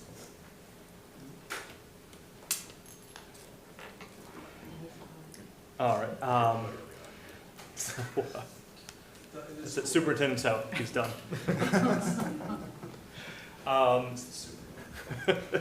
So, real quick, so this will come on a vote in just a moment. Just a couple other points. One, again, just want to reiterate, just thank you all so much for the incredible work that's gone into this, to the months and months, really years, that's led us to all of these discussions and votes, however they kind of come about. Also, too, thanks just for the entire committee and the community at large, too, for all the discussion that's kind of come into that we've had here tonight at the other meetings, the open houses, we've heard of from everybody. Again, this is very tumultuous years that Franklin's kind of experiencing, and we're all stuck in the middle of it, and the best we can kind of do is continue to kind of talk to each other, communicate, and really do value all of the conversations that we've been having. So, thank you all. All right, so, seeing none, vote will come on a motion. Sampali. Do you want me to restate the? All right, so I'll restate, the vote will come on motion. I recommend consideration be given to the 25 former Davis Thayer students and their siblings enrolled in FPS K-5 elementary school during the 2025-2026 school year. In addition, students enrolled for the 2025-2026 school year who are immediate family members of students who were directly impacted by the DT Davis Thayer closure will be included for consideration along with the aforementioned 25 former Davis Thayer fifth graders.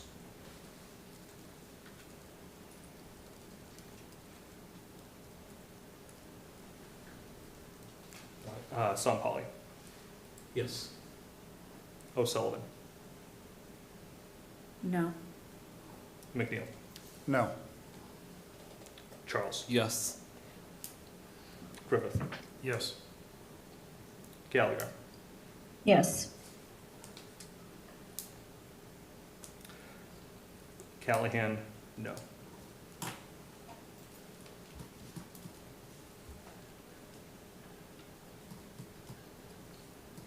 Okay. Sampali, Charles Griffith Gallagher, correct? Yes. Okay. All right. And motion passes. All right. So then, just for housekeeping, so we already voted 4, 2, and 3.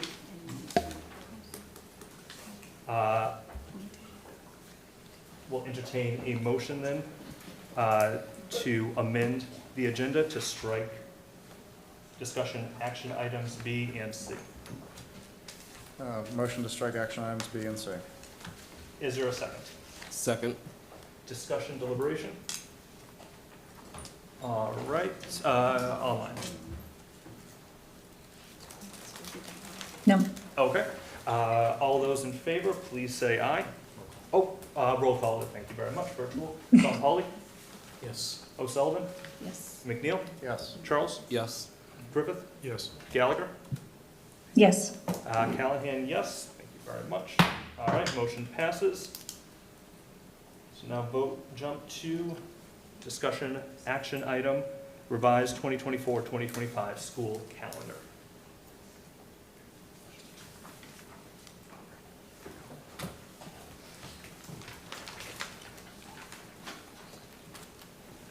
Okay, I'm sorry.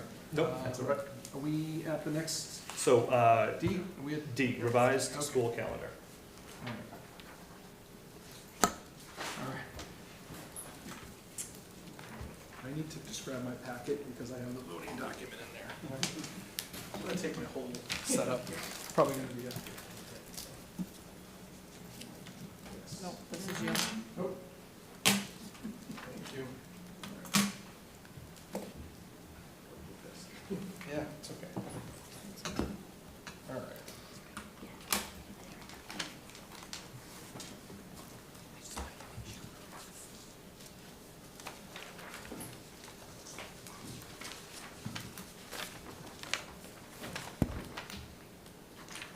Okay. So before you, I'll read the recommendation, but first is the calendar before you. We teed this up last meeting when we talked about the need for time for educators to pack up, assist with the move. So we've identified dates that allow educators the time they need during the school year to make that happen. And we're ultimately trying to make sure that that happens before school ends because we've really worked hard to get the moving company off and running. So the packet, in your packet, you'll see that we've included the final 4 days of the school year as early release days. The last day of the school year currently is June 17th. That's already an early release. So the 3 days prior to that are what we are proposing to be additional early release days. We talked with the Office of Teaching and Learning and with our student services. So with the half days, we still fall within the time on learning requirements for the state at 990 and 900 hours based on your level. This time is coordinated with the move that will need to happen immediately following the end of school into 4th of July. I think I mentioned this last meeting, where they'd come in and start to make that happen throughout the summer. So that's what's before you. I'm happy to answer any questions, but I'll put the recommendation out there for you. So I recommend approval of the revised 2024-2025 school calendar as discussed. Is there a motion as discussed? Move to approve the revised 2024-2025 school calendar as discussed. Is there a second? Second. Just close, I want to get that to San Paulo. All right, and we'll start with discussions, questions, deliberation. KP? No discussion. No, I think those days of academics that you should have the kids helping move, the teachers move. They would, good lesson in life is to learn how to move your stuff. If I have my middle school educator hat. Organizational I might, leadership, yeah. I might try to tag on and have a few kids help. And no questions now. Does the high school still have community hours? They have high school? Community service, yes. Oh, it's a great idea. Yeah. They'll be in finals, but as we know, that can be flexible, so. Pressure testing, it's a good. Right, so, right. Okay. No questions, makes sense to me. Thank you. And just clarification, is this just, it's only K through 5 or K through 8? K through 8, so the high school has modified schedule for the final 4 days of the school year for their finals. So I can think of a few students who might have to work off detention hours, who could maybe tag in, but ultimately, yeah, there's a modified schedule already for 9 through 12 that exists within our school, within the school, so. Okay, thank you. Yep, good question. Did we look at any other times? Like, I know, like, to be perfectly honest, there's not exactly a whole lot of flexibility there, right? We can't Right. pack up in May to move in June. But just kind of looking at that, I know that's already a tough week for some parents where half days are always fun. Usually for me, no matter how many times I put them on the calendar, it's that like scramble of, oh, I need to go get the kids now. But then also making sure that there's someone to be there for them during that window. So my only concern is kind of clustering the 4 of them right at the end, which usually people don't have coverage at the end of that week anyway. Adding 3 more days where they have to cover the entire, like the second half of the day might be a bit of a challenge. I don't know if there'd be a way for us to break it out even the previous week, like a Monday, Friday kind of thing. Just something to make it so it's not just 4 straight days. We had considered that. One thing we've heard from families is when we do half days and we start to put them in different places, that gets challenging as well. But what we try to look at it from multiple perspectives, and one being around the volume of packing that needs to happen and coordinating efforts to try to support the educators across every single school, actually not every school, not the high school, in moving and getting people all working at the same time in a concise area, because we are going to be using some of our internal facilities to move certain things as well. There's equipment, there's things that the moving company will move, like furniture and belongings, or teacher, anything boxed or tagged. But we also, I don't know if Colin's still here, but yes, kitchen equipment. We have a bunch of things that are occurring, so by shutting down the kitchen and having half days where they're not providing lunch, the lunch crew also gets the time to shut down and not be prepping food for the final few days, so they can start to do the work that they need to do in order to have that teed up for movers. So that was why, it's one of those, it's like every other decision, there's impacts to everything, but that made the most sense from just the analysis that we did. And I think the depth of that explanation is actually really helpful, you know, in understanding, like, there are definitely challenges, but, you know, to your point, the Collins staff, that's not something that I think would be on most people's radar, just how impactful and how much they must have to be doing in that window of time.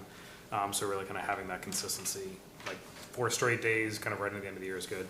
I guess the other part of this, and correct me if I'm wrong, but we have to do this in the school year because there's no flexibility in budget Right.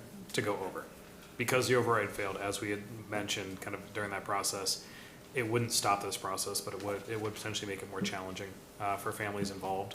So essentially, instead of being able to bleed into the summer some and be able to compensate teachers for that window, we don't have any money to be able to do it, so we have to take this approach instead. Correct, so there's a financial piece to this too. We'd have to compensate teachers after the school year ended.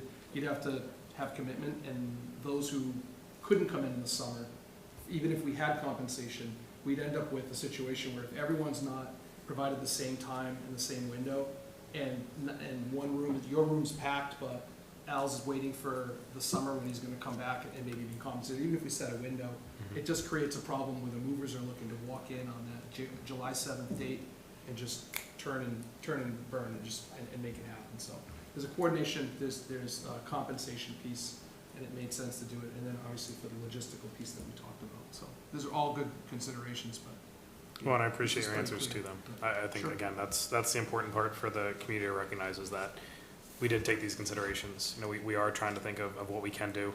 Yeah, I don't know what else we can really ask to try and support the community more there, because to be frank, there's no money to do it.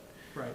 So It this is a unique thing too, to move a district and do this level of move. Yep. That I don't anticipate needing in future years, but ultimately because of the context we're in. And then the piece we can add is when we communicate with families about the move, we'll have to communicate broadly with the community to mark their calendars now, because I think the best thing we can do is provide time. What we can do is provide a bit of a rationale for it. There's a move occurring, it needs to happen by the end of the school year. It includes not only teachers packing, but equipment, lunches, I think we can frame it a bit in a way that just helps build an understanding of what we're trying to do. Makes sense. Thank you. Real quick, so I did hear that, just as you said, you know the exact projected classroom sizes, you're also saying that you're not anticipating a move anytime soon or doing any of this. I'm gonna hold you to that one, I'm gonna hold you If to. I could go the rest of my career without this type of work, I would be. And online. Yeah, I mean, you know, kind of echoing what Paul started with here, I think that changing, you know, the end of the year schedule so that now we have 4 half-days in a row is really difficult for parents, especially parents that are working full-time jobs, and coordinating childcare is difficult. I mean, I know my kids on a half-day are off the bus before 12 o'clock. It's like such a short amount of time that they'd be gone every day. I'd love to hear if there's other options out here for us. I mean, obviously budget is a constraint. You know, I know that Dave mentioned community service hours. Is there opportunities for, you know, PCCs to coordinate parent volunteers to help some of this pack up effort? Like, I'm just throwing out ideas here that can keep our kids in school. Just because of that childcare issue. I like the idea of, as we continue to plan, Erin, and this is something I think you've been pretty vocal about, is wanting to be a part of, like, what's the transition look like? How do we engage families? How do we engage students? I think that's all part of the bigger picture. One thing I thought, when you just said, if parents were organized or wanting to volunteer to help, and there was a way for that to happen through the principals, and it was a way that we could identify, I could see that being very valuable. And even students that were kind of assigned to be a helper, if it's something that could be managed, but it wouldn't encompass the whole school, because the other piece is you need people out of the building in order to move stuff around and not have the supervision piece of, you can't pack a room and supervise kids, but if you had a helper, that's a little different. But what I would suggest is, I wonder about, can we think outside the box, and even through the PCC, I think one thing the PCCs have been masterful at is coordinating events. And when I think about opportunities for students to come together in either their former school or their future school, can events that occur outside of the school be organized in a way that just brings kids together in some productive way? That's, I'm not sure, but I would think, like, is it either about, you'll have end of school year things that occur for all the school buildings that are kind of closing and everyone's reorganizing. There'll be some things that are kind of like honoring the past and kind of having some moments together. And then there's also opportunities to think about the transition into moving ahead.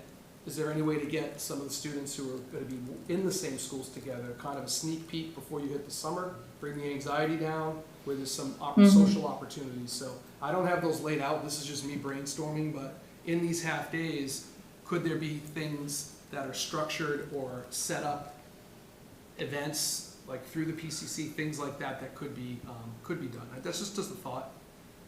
As we or even as, you know, field days and things like that are occurring outdoors or in the gyms, if the weather, you know, whatever that might be, occurs, that if, you know, volunteers were coordinated through the schools to come in during those times, the kids are out of the classrooms. More efficient and effective help could be had during those times. Just as an idea, in kind of the lunchroom scenario too, I think that, you know, all parents would be amenable to having at least a very reduced lunch option. You know, like, if that helps with, you know, kind of cleaning up and shifting things around and all that sort of thing in the kitchen areas as you head into the close of schools as well, that, you know, the kids aren't going to have like 5 options for lunch every day. That's just not going to logistically be possible, and that is a much easier swallow than a whole lot of half-day ads. Because you're right, but they'll be if they move equipment over those 4 days, the trick is, if you have refrigeration units and you have things where food would be stored, that you know, like Colin's gonna think of a plan around what can stay in a building, what has to vacate Yeah. 2 buildings that will no longer be active kitchens, so it gets a little, I wanna honor the fact that we have students who will be, if you vote on this, be released for a half day. There is a shift to the families to have to manage this piece. There's also a huge shift happening at the same time with educators who are packing up their rooms and moving. Some are moving across town. So I think it's like at that moment in time, everybody's kind of experiencing this transition. And, you know, how do you make sense? So my thought is just maybe we could think about the social opportunities outside of the school where we can try to think about that.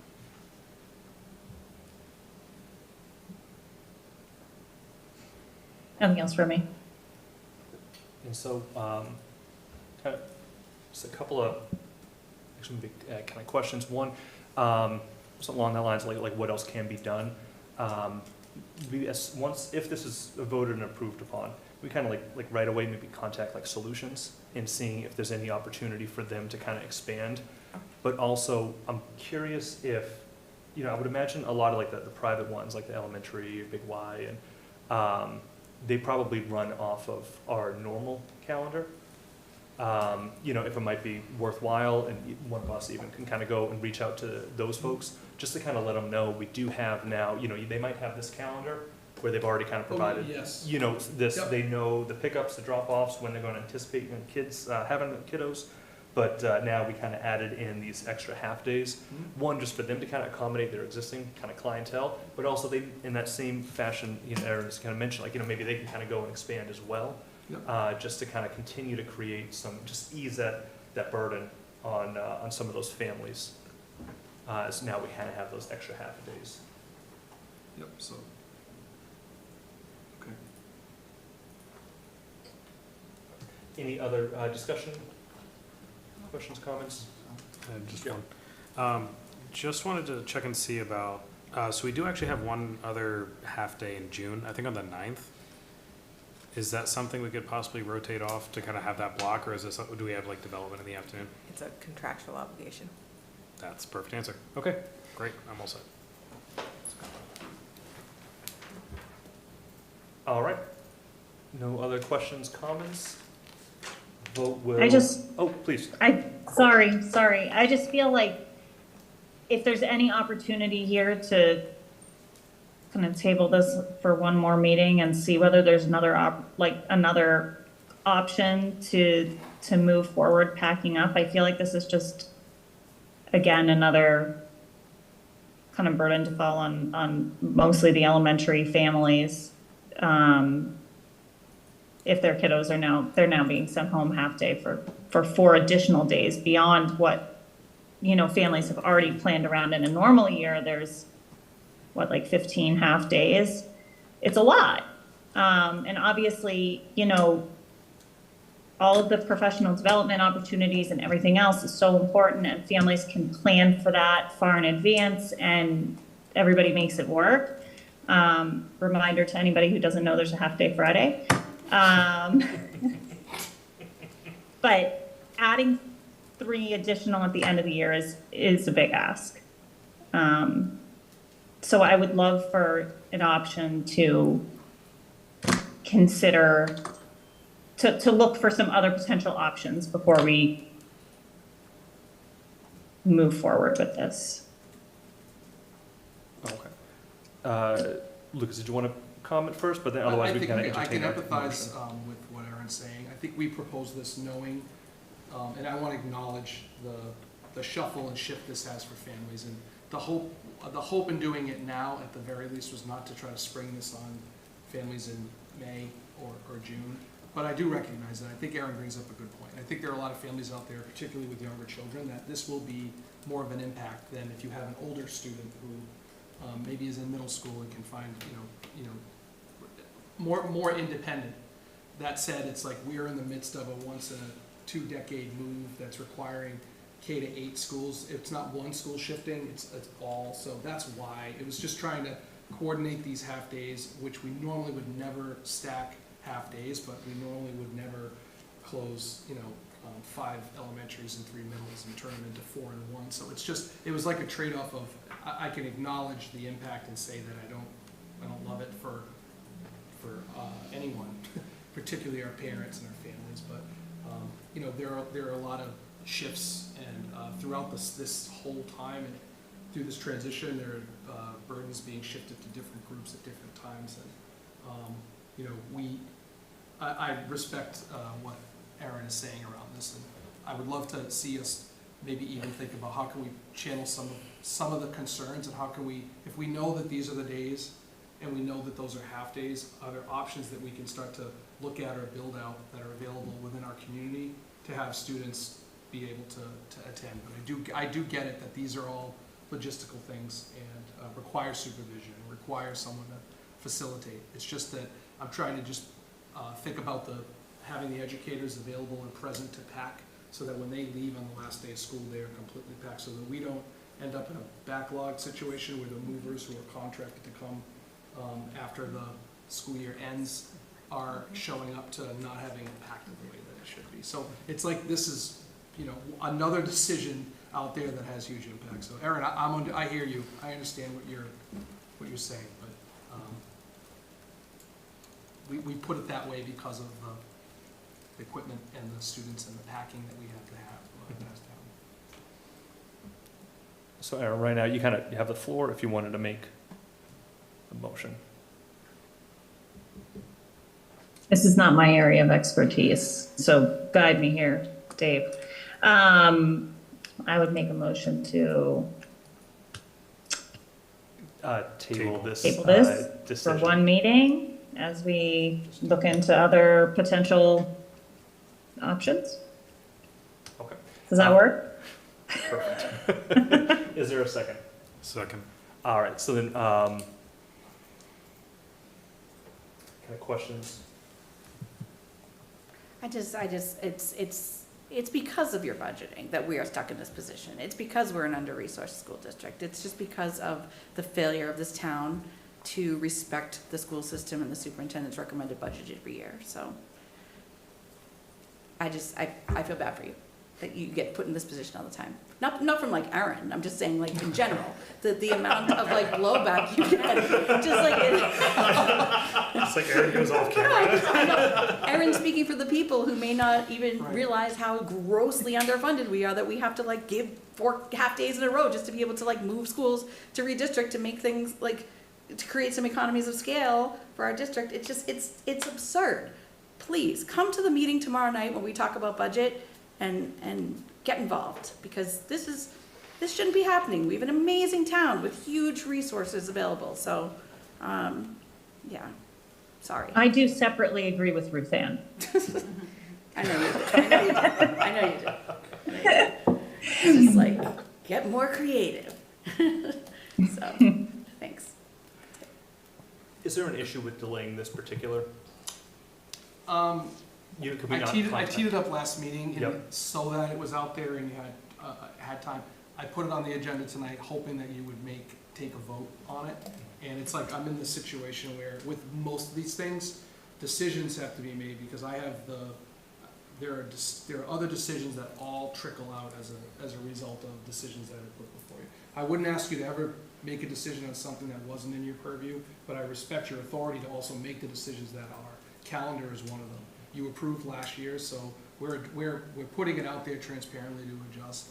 I think about our team, and I know that when June hits, without another solution as far as, we don't have even to bake in compensation, it wouldn't be a move I would make, knowing that we're already in a deficit. So it just didn't feel like a viable, realistic solution to put forth on the table.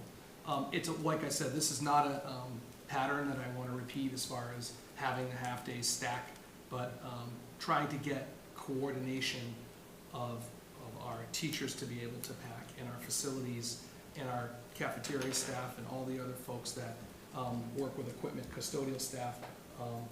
That's why. So I don't know that a solution, and I'm not giving the impression that I'm a rigid thinker in this way, but this was really thought out before we mentioned it last meeting, knowing that I knew the impact is that people have to figure out.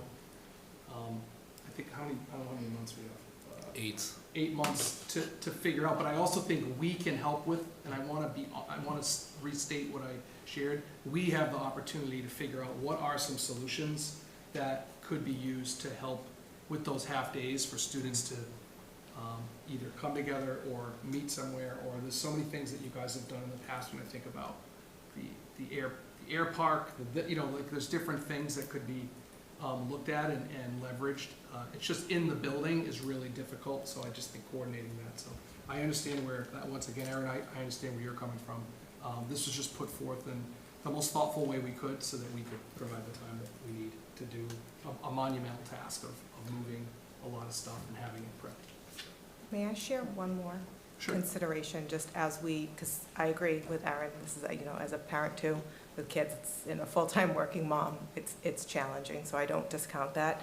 One other consideration that we had when we put these 3 days here was to minimize the curriculum and the instructional impact on students. So as we think about, we did think for a bit about, if there's a situation where we don't have to rent equipment to move, so we're not so if the financial impact isn't there, and we could stagger these days, so that they're not all combined together, we may be looking at, a room that's, some materials are being packed, and that this process is kind of a longer process and impact on students in the classroom for over weeks of time, rather than the last, few days of school where things are naturally being packed up, bulletin boards are naturally being taken down, assessments are,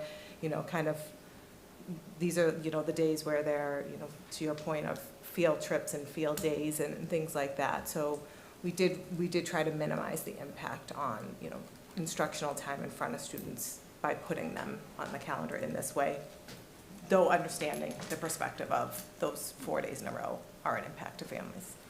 And if you've ever moved, you know too, you can do a lot and chip away at things, but ultimately there is a date that you decide that you're doing the bulk of the move. And I think when to your point, if you start to package up some stuff, at the end of the day, all of the bigger and the items that you need to handle, you handle on the day that you're just. That's why, trying to think about this from that perspective, just to reiterate your point, Dr. Rogers.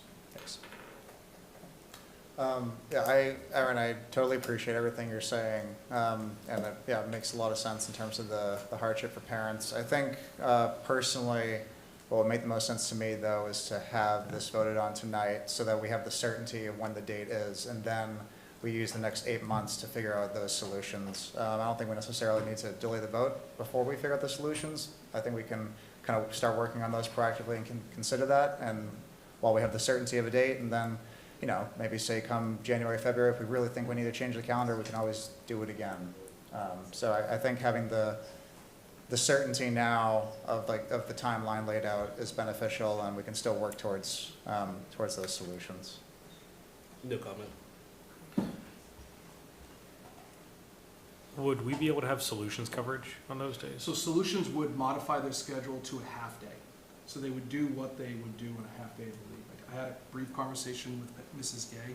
So she would replicate, if it's a half day for the system, she would do a half day for Solutions. And I don't know the exact times, but she just would do, we would do everything we would do in a half day across the district would be a half day for all of it. Okay. Does that make sense? Just Solutions would be open and available, and then they would have a half day. Got it. Their own half day, Right, which right. builds around the district's half day. Okay. And online?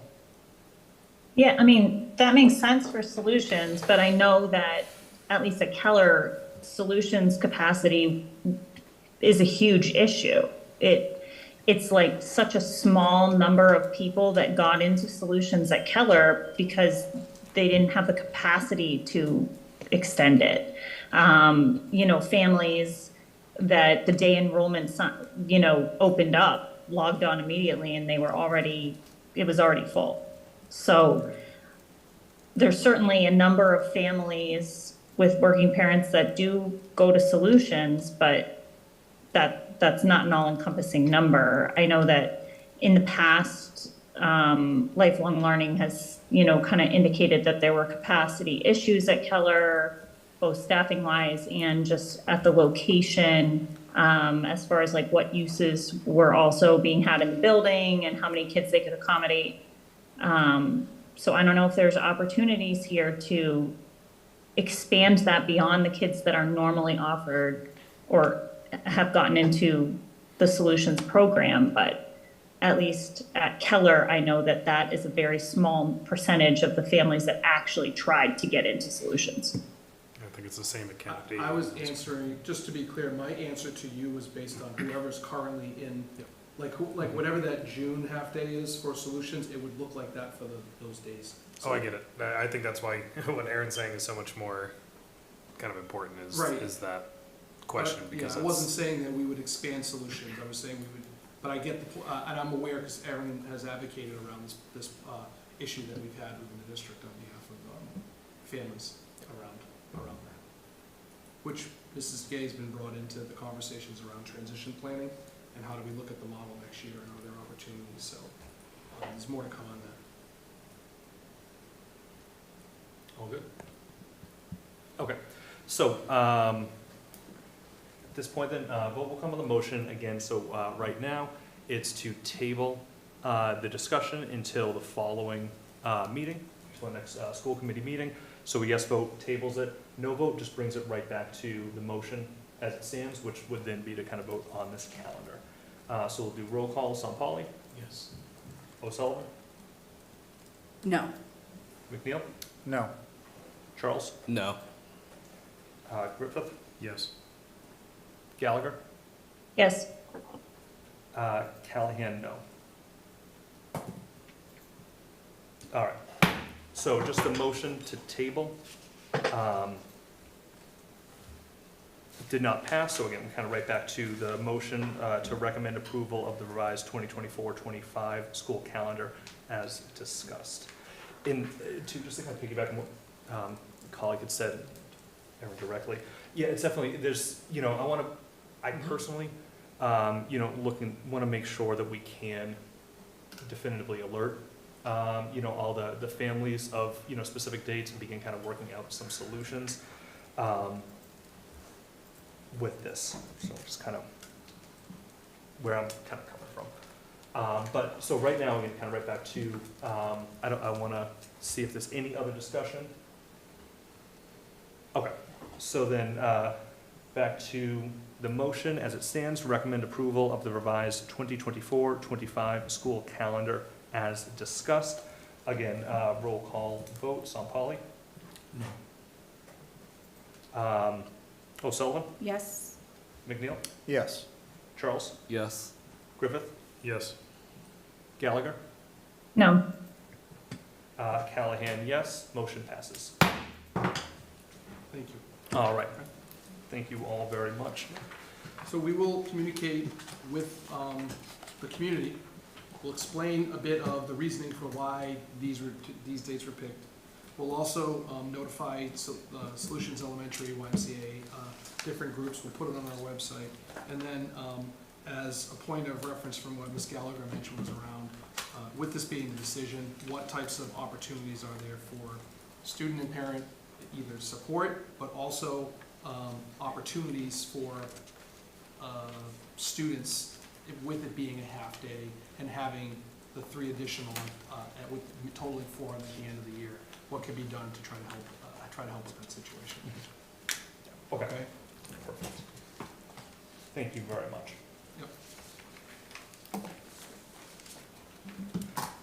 And I really am going to hold you to the fact that we're not doing this every couple of years. Up next, policy first reading. Okay. I'm going to kick this over to change the voice. We're going to have Dr. Rogers and Mrs. Morano are going to present the policy for first reading, and these are updates to policy AC, non-discrimination, ACAB, which is harassment, including sexual harassment. So, will I just take it? You want me to start? Okay, so there's two policies before you for first read, AC non-discrimination and ACAB harassment, including sexual harassment. So these two policies are existing Franklin Public School Committee policies. There were new federal regulation, federal law. There was new verbiage from MASC, as well as our attorneys provided guidance on the rewritten policies that are before you.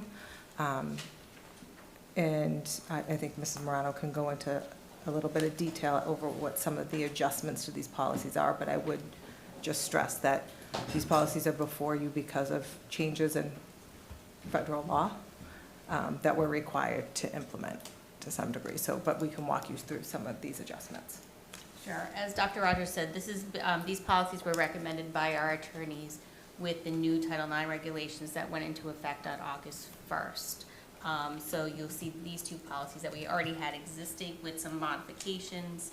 Some of the basic ones is that as far as the protected classes, it goes more into more details such as sex stereotypes, sex characteristics, familial status.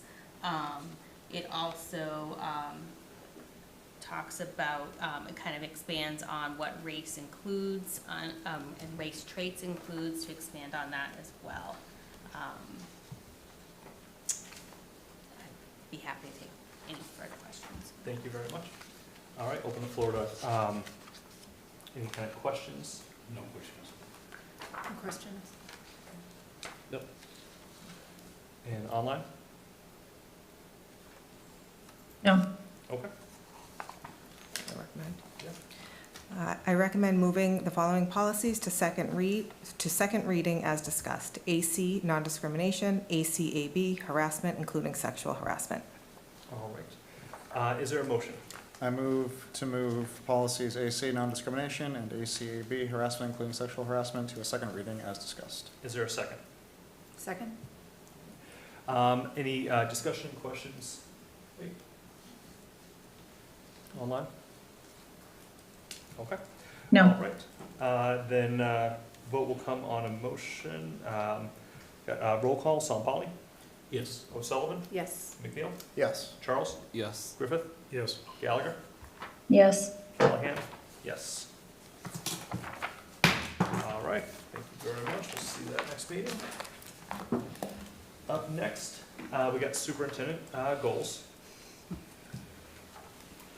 And is this why you ducked out? In this case, he will not be the one to recommend anything. So the chair recommends approval of the superintendent goals as discussed. Is there a motion? Motion to approve the superintendent goals as discussed. Is there a second? Second. Okay. And then, That's quick. We're very good. Dr. Rogers and I have this. Let's see what happens. I leave the room and there's no questions. now the airing of grievances. All right. So we have a motion on the table. And so if there's any discussion, kind of questions, please go right ahead. Yeah, just remind the committee, these are the superintendent's goals that we will be evaluating him on the superintendent evaluation come next spring. So over the course of between now and May, June, when we do that, we'll be paying attention to just all that we observe from Lucas and how it relates and measures up to the goals set forth as described in this document. And yeah, of course, over the course of the next few months, feel free to ask additional questions regarding to these goals, and then he'll give the evidence at the end while we're doing the evaluation. But yeah, of course, feel free to ask any clarifying questions now. Thank you very much, sir. Any questions? No question. No questions. If we were to discuss weighting, would we look at that now or look at that later? If we were Because I know that we can weight these differently in the long run during the evaluation. That would come in the spring, correct? That'll be the purview of the superintendent evaluation subcommittee. Perfect. We'll talk about that later. I'm just catching up here. So did you go over these? You're good. You've read them. You've previewed. You've had them in the packet. You're good. Okay. Yes. Okay. And to piggyback, I know this was from MASC, Tracy Novick, right? Kind of mentioned the idea of adding weight to certain ones. To the best of her knowledge, no other school committee in the Commonwealth did it, with that much detail to kind of provide weight to certain the superintendent goal. And I think it'll be fantastic for us to continue to lead the charge. Yeah, I think we've proven that we're gluttons for punishment, so let's go. All right, other than that, I'm in good shape, thank you. Terrific. So, Nope, not for me. Okay. And just Superintendent Jagir, you want to elaborate on this? I would point out the goals just for the transparency for the community. The goals this year, they align with the 4 standards of the superintendent evaluation rubric, which are very similar in nature to the educator rubric, as far as the larger 4 goals, and then it gets into more detail depending on the role of the superintendent. I picked a professional practice goal around the completion of the Advanced Learning Environment Planner accreditation. So you may recall I was awarded a scholarship for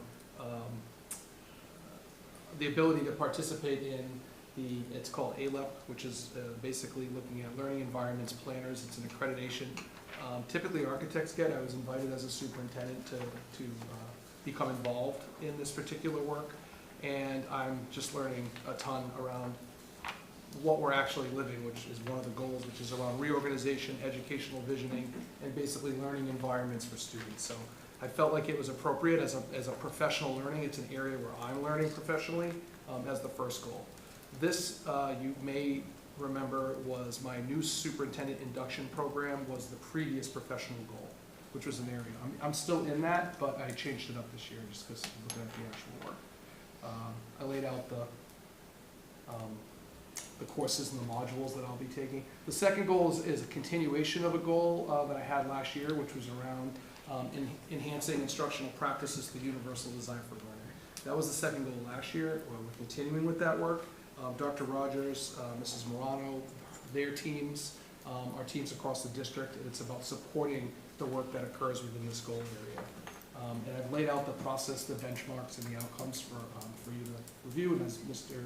McNeil mentioned, to give us something to look towards at the end of the year so you can know what to expect around the evidence. The third was around a transparent collaborative budget development process, and this was building off of the work that we did last year, continuing it this year, and I basically just updated some of the work around the process because there is some differences this year as we look at the reorg impacts the budget differently. It's not looking at the same schools and the same staffing levels in the same areas, but trying to modify and build new budgets from the ground up with new school configurations. So that's part of the work. And then the final goal is around the district reorganization and master planning. And basically, as you know, this is at the forefront of what we're doing as a district, and just trying to lay out the phases of the implementation following the master plan, approved master plan from the spring, and laying out the goals and the work that happens. And we engaged in some of that work today. And then it's also included is the rubric. Within the rubric, I selected some standards in each of the 4 areas that aligned with the goals. So you'll see one is around instruction, which ties into the UDL goal. You'll see environments, executes effective plans and procedures that aligned with the reorganization, and fiscal systems aligns with budget. And then finally, shared responsibility of collaborating with families and community and stakeholders in this work. You'll see in professional culture around setting some goals around communication. The continuous learning piece is in there from the first goal. So everything's tied to one of the goals as well that meet those standards. And that's pretty common, you'll see even with educators when they complete their work. A brief timeline is before you. Typically, we have provided updates throughout the year. They're district improvement goal updates, and often they're connected to my goals. We present those out, and then by mid-April, I work towards submitting that evidence to all of you, and then you have time to submit your responses to the chair in May, and then a consensus report is developed in June with a final vote by the school committee based on ratings that you issue to me on my performance based on this document. So that's like as quick as I could do it, but just to kind of let people know what this document was and what you're voting to approve. Really appreciate it. Any other kind of questions, comments, discussion? All right, seeing none, we got roll call, Sonpali, Yes. O'Sullivan, Yes. McNeil, Yes. Charles, Yes. Griffith, Yes. Gallagher, Yes. Callahan, yes. Motion passes. Thank you. All right. Discussion only items, starting with October 1 enrollment report. In your packet, you'll see the October 1st report. We include that every year at this time. This is the enrollment report we use when we report to the state on our students that are enrolled. I did my best to summarize the charts. There's multiple charts with data in there that present different areas of information. So we tried to provide an enrollment report, a trend and projection for you, some demographic information, and students attending other schools, and then just some key observations that that I laid out. I'm happy to take any questions that you may have regarding the report and answer them to the best of my ability. All right, terrific. Thank you very much. Sorry, Sonpali. No questions. Is there out-of-district placement on here? Yes. Is that- Well, we have, one of your charts is the so if you go to students attending other schools, Okay. out-of-district placement is not a category on here because there's students that, With special needs. with special needs that Oh, go okay. to specialized schools. So Gotcha. these are schools, charters, vocationals, private, and homeschool Okay, are the 4 categories which we report out on. gotcha. Good question. No questions, thank you. No questions. All right. Just on that same note, do we kind of like have an Excel spreadsheet that kind of shows, say like the students attending other schools Mhm. year over year for like the charter schools, voc, homeschooling? We do. If you go to the 5-year, we have a 5-year trend in there for you. On the second to last page. Yep. This will be posted online. If it's not, it was probably in the packet, posted online. You can see some of those projections. So you'll notice with, for example, middle school for a charter, we decreased from 123 students to 117. So less students are attending the charter from 23 to 24. If you look at the high school, it went from 225 students to the charter, and it's decreased to 207. And at the elementary, it's zeros because of the age in which they start. So in that particular area, we've seen a decrease over time. And then I think we've seen just homeschooling, the numbers remain stable with 42 students. And then slight increase to private parochial from 15 to 27, just across the district. And we talked about charter. And the vocational is up 10 students, 181 from 171 from the previous year. And these are reporting out on 23, 24. So these are not 24, 25. We're always a year behind because you need to conclude a year to get those calculations. And then if you could just kind of elaborate too, let's say like the financial impact to the Franklin, when we have kiddos that go to the charter school, kiddos that go to the tri-county, kind of what happens with that money? Do you want to hit on that, Ms. Malati? It's a little, so the per pupil follows the student to where they're going to be attending school. I can just tell you that. So when we do the October 1st numbers, that's what every district uses to drive the Chapter 70. This is what feeds Chapter 70 numbers. So when you think about per pupil, you're basing it off of this. So I can remember years ago, there were times where if a student was enrolled in a school on October 1st, but then transferred back to you October 5th, they were counted at the place in which they were attending school on October 1st. So we've seen that. It happens. It has happened. So that's where the state funding follows the student to the place in which they're enrolled and being educated. So, Thank you. Because I think that this is going to be such a good, a key indicator when we're kind of looking at like the budget situation. As we heard, like the results of the failed override, came up 3 or 4 times just in the course of today's kind of conversations, both with everything that we were looking at with Davis Sayer, with the redistricting, with the calendar. and whether or not, that we can't afford to have families, to pay for staff to kind of come in during non-school days. And so I think that, some of these numbers are just going to be so critical to kind of continue to look at, because, if we're in a situation where we're having to continually make cuts year over year over year, is when you might start to see more families elect to take their money, their tax dollars elsewhere, which then just kind of continues to have this cascading effect with the overall bottom line of the budget. So I just wanted to make sure that kind of gets discussed and highlighted, so thank you very much both for answering that. I appreciate that. I think this also counters the narrative around, sometimes there's narratives out that are like, we have this mass exodus, and I think it's important to kind of hit on that.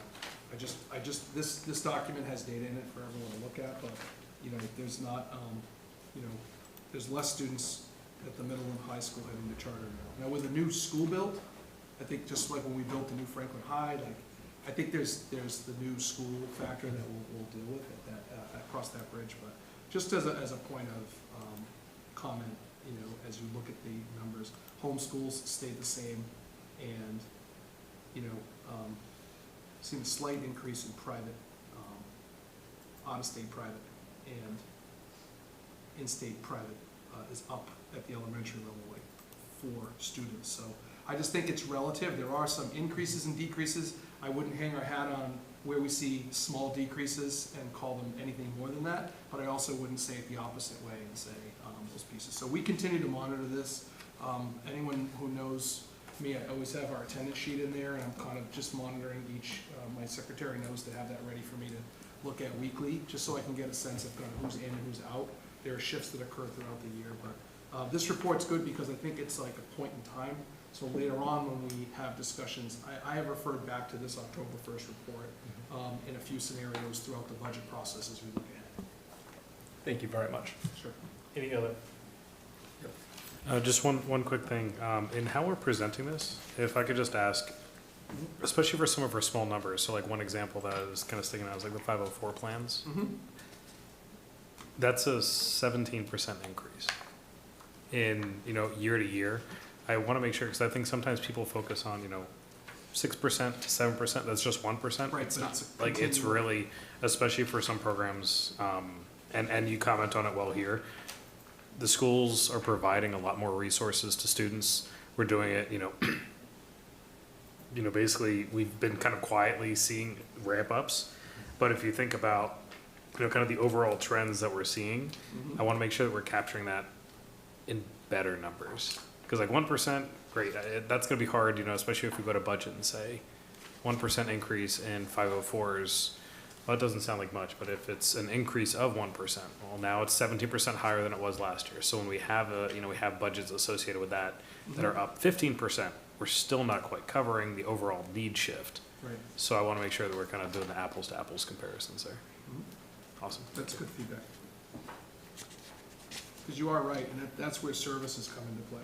So when we build budgets and we ask for things, it's like we're looking at trying to make sure that we're putting the right amount of staffing towards something that's an area that we know that statistically we need to support, whether it's special education or some other area. And remembering back to your commentary last spring, just as the sheer cost of some of these programs, a 16% increase in the overall need for some programs where if you might need 1 teacher or 2 teachers for every 4 students, that's not small. Right. So that's what I want to make sure that we're connecting as we get into this next cycle. Those small changes are not small when it looks at the overall impacts to what we have to provide and what we experience. Any other questions, comments? All right. Thank you very much for preparing this. Appreciate it. So discussion only items. B, accept quarterly report. This is your quarterly report from Accept Collaborative. I'm the board of directors that you voted to attend the meetings, but they always provide quarterly reports similar to BICO, the Bi-County Collaborative, so that's just for your records. I'm happy to either answer questions or take them back to Accept, to the director, to answer if I can't do it. I'm also Mrs. Morano's a guru with these reports as well, if you need help. Thank you very much. Any questions, comments from the committee? And no questions. Online? All right, terrific, thank you very much. Mrs. Morano, you knock it out of the park. Thank you. HR staffing report. Okay, so you'll notice in the report, we have filled 63 positions. We still have 2 teacher vacancies, 5 ESPs, and some 11 non-union. There were 60 resignations this season, so Mr. Strelazzi has been updating this just with the data that we have on file. You can see in the following sheet, which we post will show you the openings. We are actively posting, refreshing, trying everything we can, interviewing to fill these positions because they're important positions to us. We are also working with the high school with their math. One of the math teachers who is out. They have other math teachers who are taking certain sections, and then they are also supplementing it with an online math resource offering the academic center. We recognize just for families, just the impact of that. We also have a long-term, a dedicated teacher in the room who has an economics degree, but we're all actively seeking a licensed math teacher to try to fill that position. This is not a position we want to be in as a district. It's been challenging, and we're trying to support the students. The department head has taken on multiple courses and is overseeing that directly, and the team at the high school is working hard to try to help continue to support students while also working on a more permanent solution. We also anticipate that we'll have staffing back from leaves and whatnot that help with the situation as well. Any kind of questions or comments from the committee? I mean, if you compare the October 8th and 22nd, you filled only one teacher, computer science teacher, right? I'm sorry? If you compare the vacancy report? Yep. Only one teacher we hired, the computer science teacher, right? One teacher hired. Since the last report. Computer science. Since the last report. Compared to others, Right, the computer teacher. If this report is published in our website? This report? Yeah, We put this in the packet. It's in the agenda. agenda, but not Yeah, in in our our- website, right? It's in the documents, the resources we have. Yeah. We also have the positions posted as opens for people to apply for, that we put out for HR.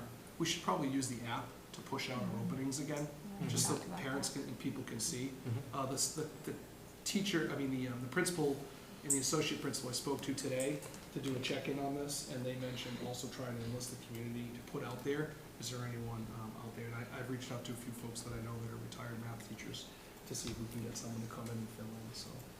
But we do, this is in the packet, but also we have it on the HR site, what our openings are, and we'll continue to promote this and push this out. It's important. So, and You're welcome. We haven't gotten to the offer stage yet with anyone, have we? No, no. Every person gets screened. If they are viable, we bring them in for an interview. If they come in and do it, and then if we feel like they have the licensure, they get an interview. If you are licensed, if you just are on paper a math teacher, you get an interview. And then obviously we vet and try to make sure. But we're certainly not holding out, and we're trying to find support. So anything to add on that, Dr. Rogers? Yeah. Just the department head's been, Nikki Hayfley has been pivotal in trying to organize this. We have department members in the math department, some of which are helping to cover some of the courses, and we're continuing to work at it. Yeah, I just wanted to know if we were offering anyone the job and if there was something our district wasn't able, but we're not even getting to that stage, so it's just a hard recruiting right now. It's been tough to recruit, Yeah, but we're not giving up. never do. No questions, but just thank you for this information. Thank you for keeping up the hard work. I know it's tough, and it's unfortunate that we're in this position and how it affects the services that we're offering, but thank you for keeping it up. No questions? Thank you very much. And so just, I think maybe two. So one, just with the high school math. So did you also say that you had reached out to other former math teachers as well? Did personally reached out to a retiree. I know of, and I know that others have reached out to, without poaching from other districts, but trying to make sure that we're looking, exhausting all of our options. Thanks, I greatly appreciate that. On that note too, you said the department head's been taking extra courses? Members of the math department. Members of the math department, okay. Is that, is there additional like finances on Yes, that? there are. Okay, There are. So you basically have to pay a fraction of the person's salary, so 20%. If you pick up a class where you normally would have a prep, if you voluntarily choose to do that, then you're compensated to teach that class, but you also no longer have the contractual prep period that you're entitled to. So that's how that works. But the solution there is to have a qualified math teacher within the math department at Franklin High teaching an additional math course. It's not a way that we like to do it, but if it's a solution and it puts a math teacher that we have already teaching other students in the building, that's what we've done.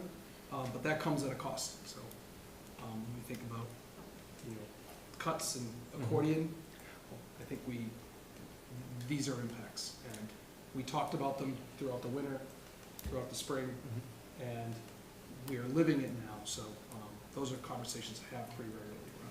It's not that we didn't try to forecast and try to create. We want stability. I think it's a shared interest that I think we all have, and we're trying our best. But if this is it's a little bit late, so I would just say it's not for lack of trying or explaining. So these lack of resources in certain ways has impacts, and this is what we're living with. So, but I just want to say we're not throwing our hands up and saying too bad, so sad. We really are trying to help support the kids. The other thing that takes up additional funding is paying for the coursework for students who are in the courses that are taking like an online course that has modules. So you have to invest in those resources as well. So, and we've done that in the past with different courses previously. So those are all financial considerations. no, thanks, I appreciate that, and like you said, that kind of like accordion model, like we kind of hear it a bunch, like we're spending a lot of money to try to keep the costs low effectively. I think in a district, I would imagine that is well-funded, year after year after year, probably not finding ourselves in one of these situations because we got those extra staff members to kind of move around. Or you didn't cut them and then try to rehire them. Yes, right. So it's again, kind of keeps going back to the fact of, what has happened, those repercussions from that failed override and just the historical kind of, when we say, I know when I first kind of got onto the school committee, it was 75% of other districts were investing more in their kids than Franklin. I know ever since then, now we've slipped even further. Last I checked, it was about 80% of other districts were investing more in their kids on a per pupil basis in Franklin. And this is one of the other kind of ripple effects, is that we have to, by choosing to not invest as much in our kiddos, we have to spend even more to get by. But one a little piece, so you talk about pushing out with the app about some of these positions. What would be some of the requirements for folks that maybe are still tuned in right now, listening online?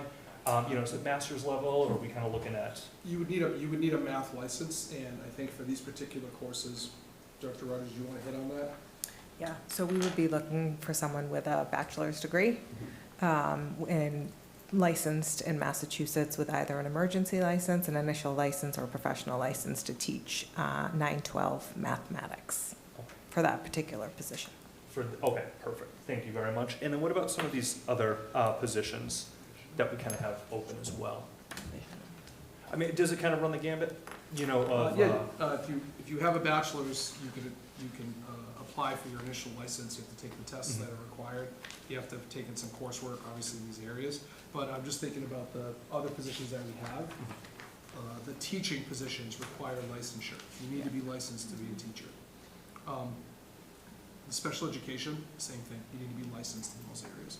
Mrs. Morano, it's special education license for both. It's moderate.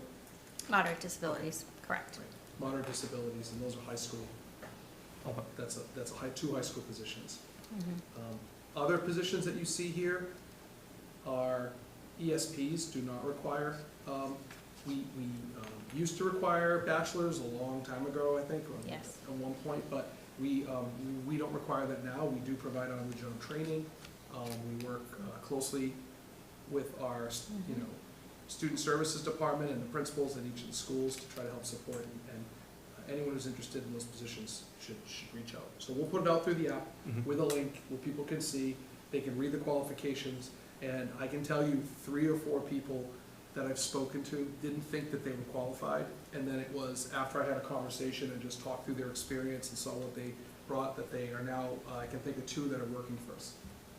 Because they just didn't feel like they could apply, or that they were envisioning that they needed a licensed teaching for an ESP position, for example. So, and they've actually, I've heard really good reports on the work they're doing with kids. So at the end of the day, I think it's worth asking at the end of just inquiring with HR and running through what your credentials are, and it's worth the conversation. Perfect. Thank you very much. Greatly appreciate it. Any other kind of questions, comments? I would be remiss if I didn't throw out a plug for the permanent French substitute that I saw one of the department heads like posting online, just looking, trying to recruit. So I know if anyone's out there that speaks French, I know it's a little more difficult to find a substitute, but, and somebody who's fluent in French, but I'll throw my neighbor a plug, so.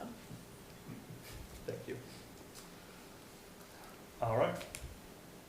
No other discussion. We'll go over to information matters. Let's see, we got superintendent evaluations. Committee has not met, however, tonight we have the approval of the superintendent's goals. Terrific. And what about budget? Budget has not met, however, we encourage everyone to join us tomorrow night at 7 p.m. Here we'll be joined by members of the Town Council and Finance Committee for a joint budget subcommittee meeting. It's going to be important to have these conversations over the next few months as we talk about the town's fiscal outlook and how the school financial outlook plays a part of that picture. So please either tune in or join us here tomorrow. Awesome. Cannot wait. Then we got policy. Just first reading today, so we haven't met since then, and since last meeting, so first reading of just the updates that are pretty standard, just through federal law, so. But I will use the microphone to plug tomorrow's meeting, because if you don't want a repeat of what happened last May, people need to pay attention. We need parents. Parents are busy, they don't come to these meetings, and because of that, they're not the most heard constituency in town.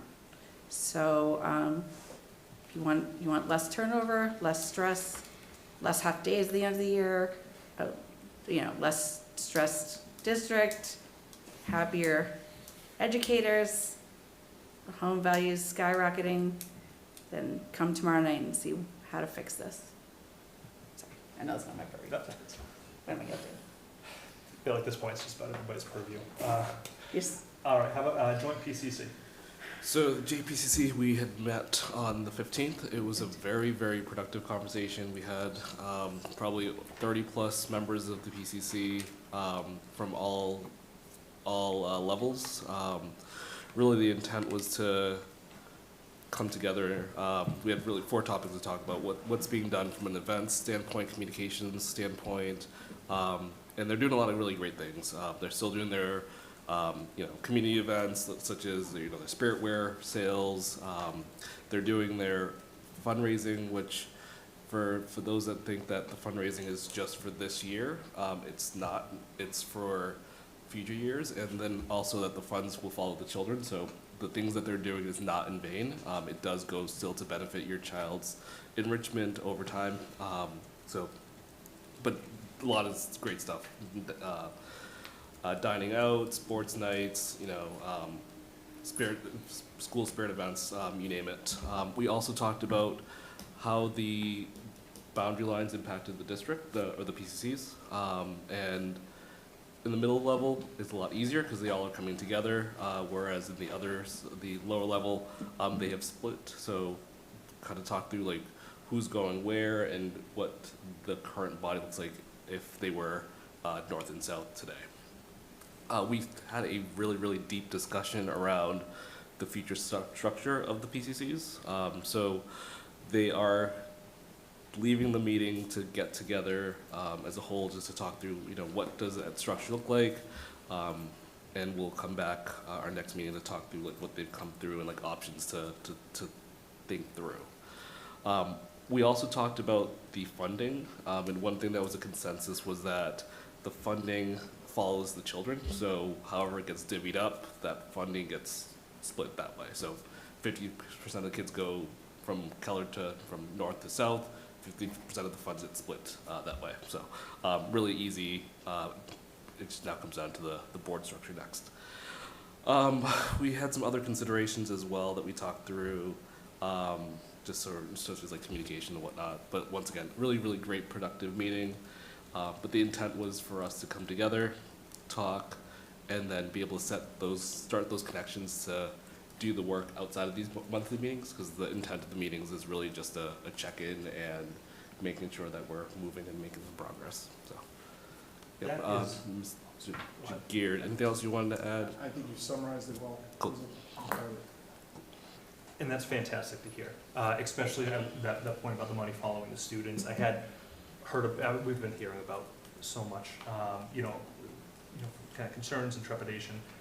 So to know that, yeah, the funds that we're doing, I know we just submitted a big one, I think last night, we got it in just right before the deadline closed, but to be able to know that where that money's gonna go to, so that's terrific.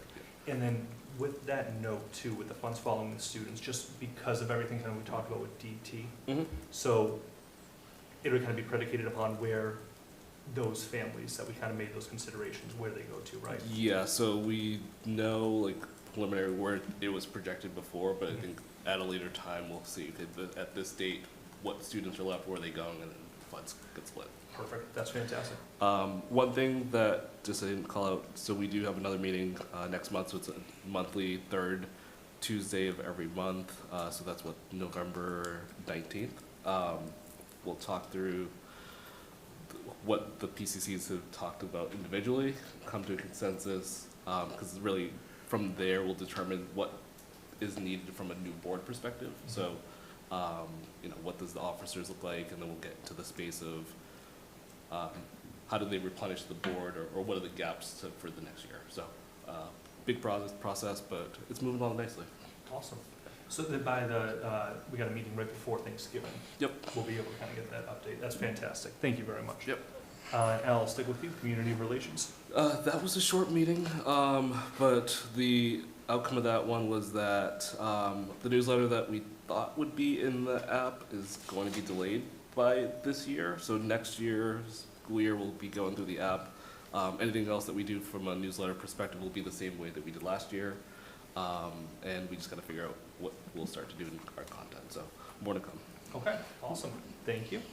Can I add one thing? Sure. Just that we can push it through the app still, like as a communication tool, and we can house it on the school committee website, but the app newsletter in the app itself is still here. Thank you.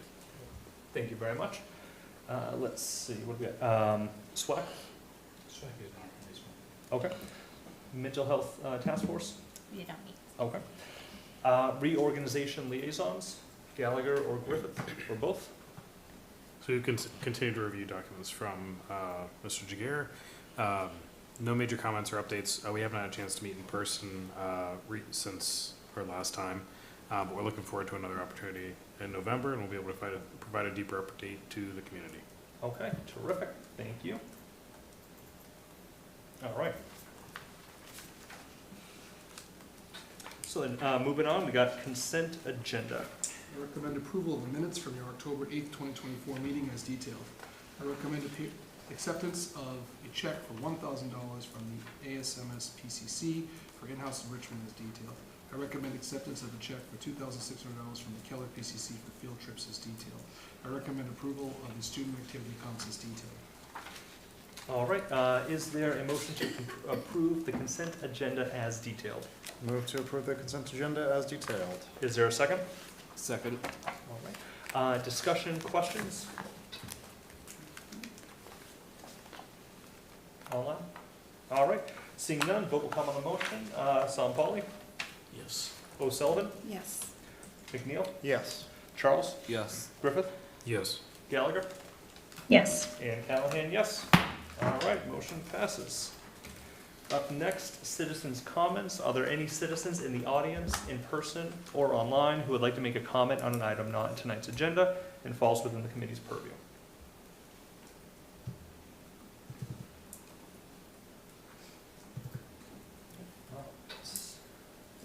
Good. So we'll head on over to new business. Okay, so for new business, we will look, the November 12th is the next meeting. We have middle level highlights scheduled. I want to check that because you just saw them for school improvement. So I want to make sure that we're providing enough space, but that was originally what I had. The second piece we had in here was around the organizational meeting. Typically in an election year, you're voting in for chair and vice chair and whatnot, but we will want to look at all of your liaisons to different subcommittees and whatnot. That doesn't have to change, but that's typically the meeting which we do that, which is the first meeting of November, as I have it earmarked. There'll be other updates regarding the reorganization at that time that we'll share with you. Hopefully we can get a meeting on the books before the next meeting so that we can come together and continue to just provide updates on the next steps in the process. And as we said, our goal is to try to focus on solidifying the positions and where teachers, what our sections will be, so that we can start to communicate out with classroom teachers in November as we anticipate. Okay. Thank you very much. Then now I'll entertain a motion to adjourn.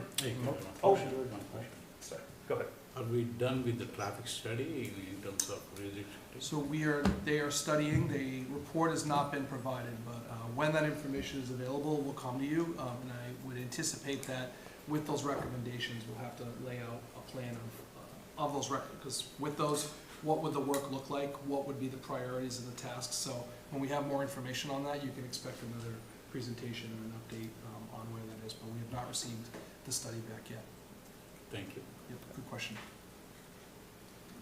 Okay, thank you very much, sorry for that. All right, then now I'll look to entertain a motion to adjourn. Motion to adjourn. Is there a second? Second. All right, all those in favor, Pauli, Yes. O'Sullivan? Yes. McNeil? Yes. Charles? Yep. Griffith? Yes. Gallagher? Yes. Callahan? Thank you all.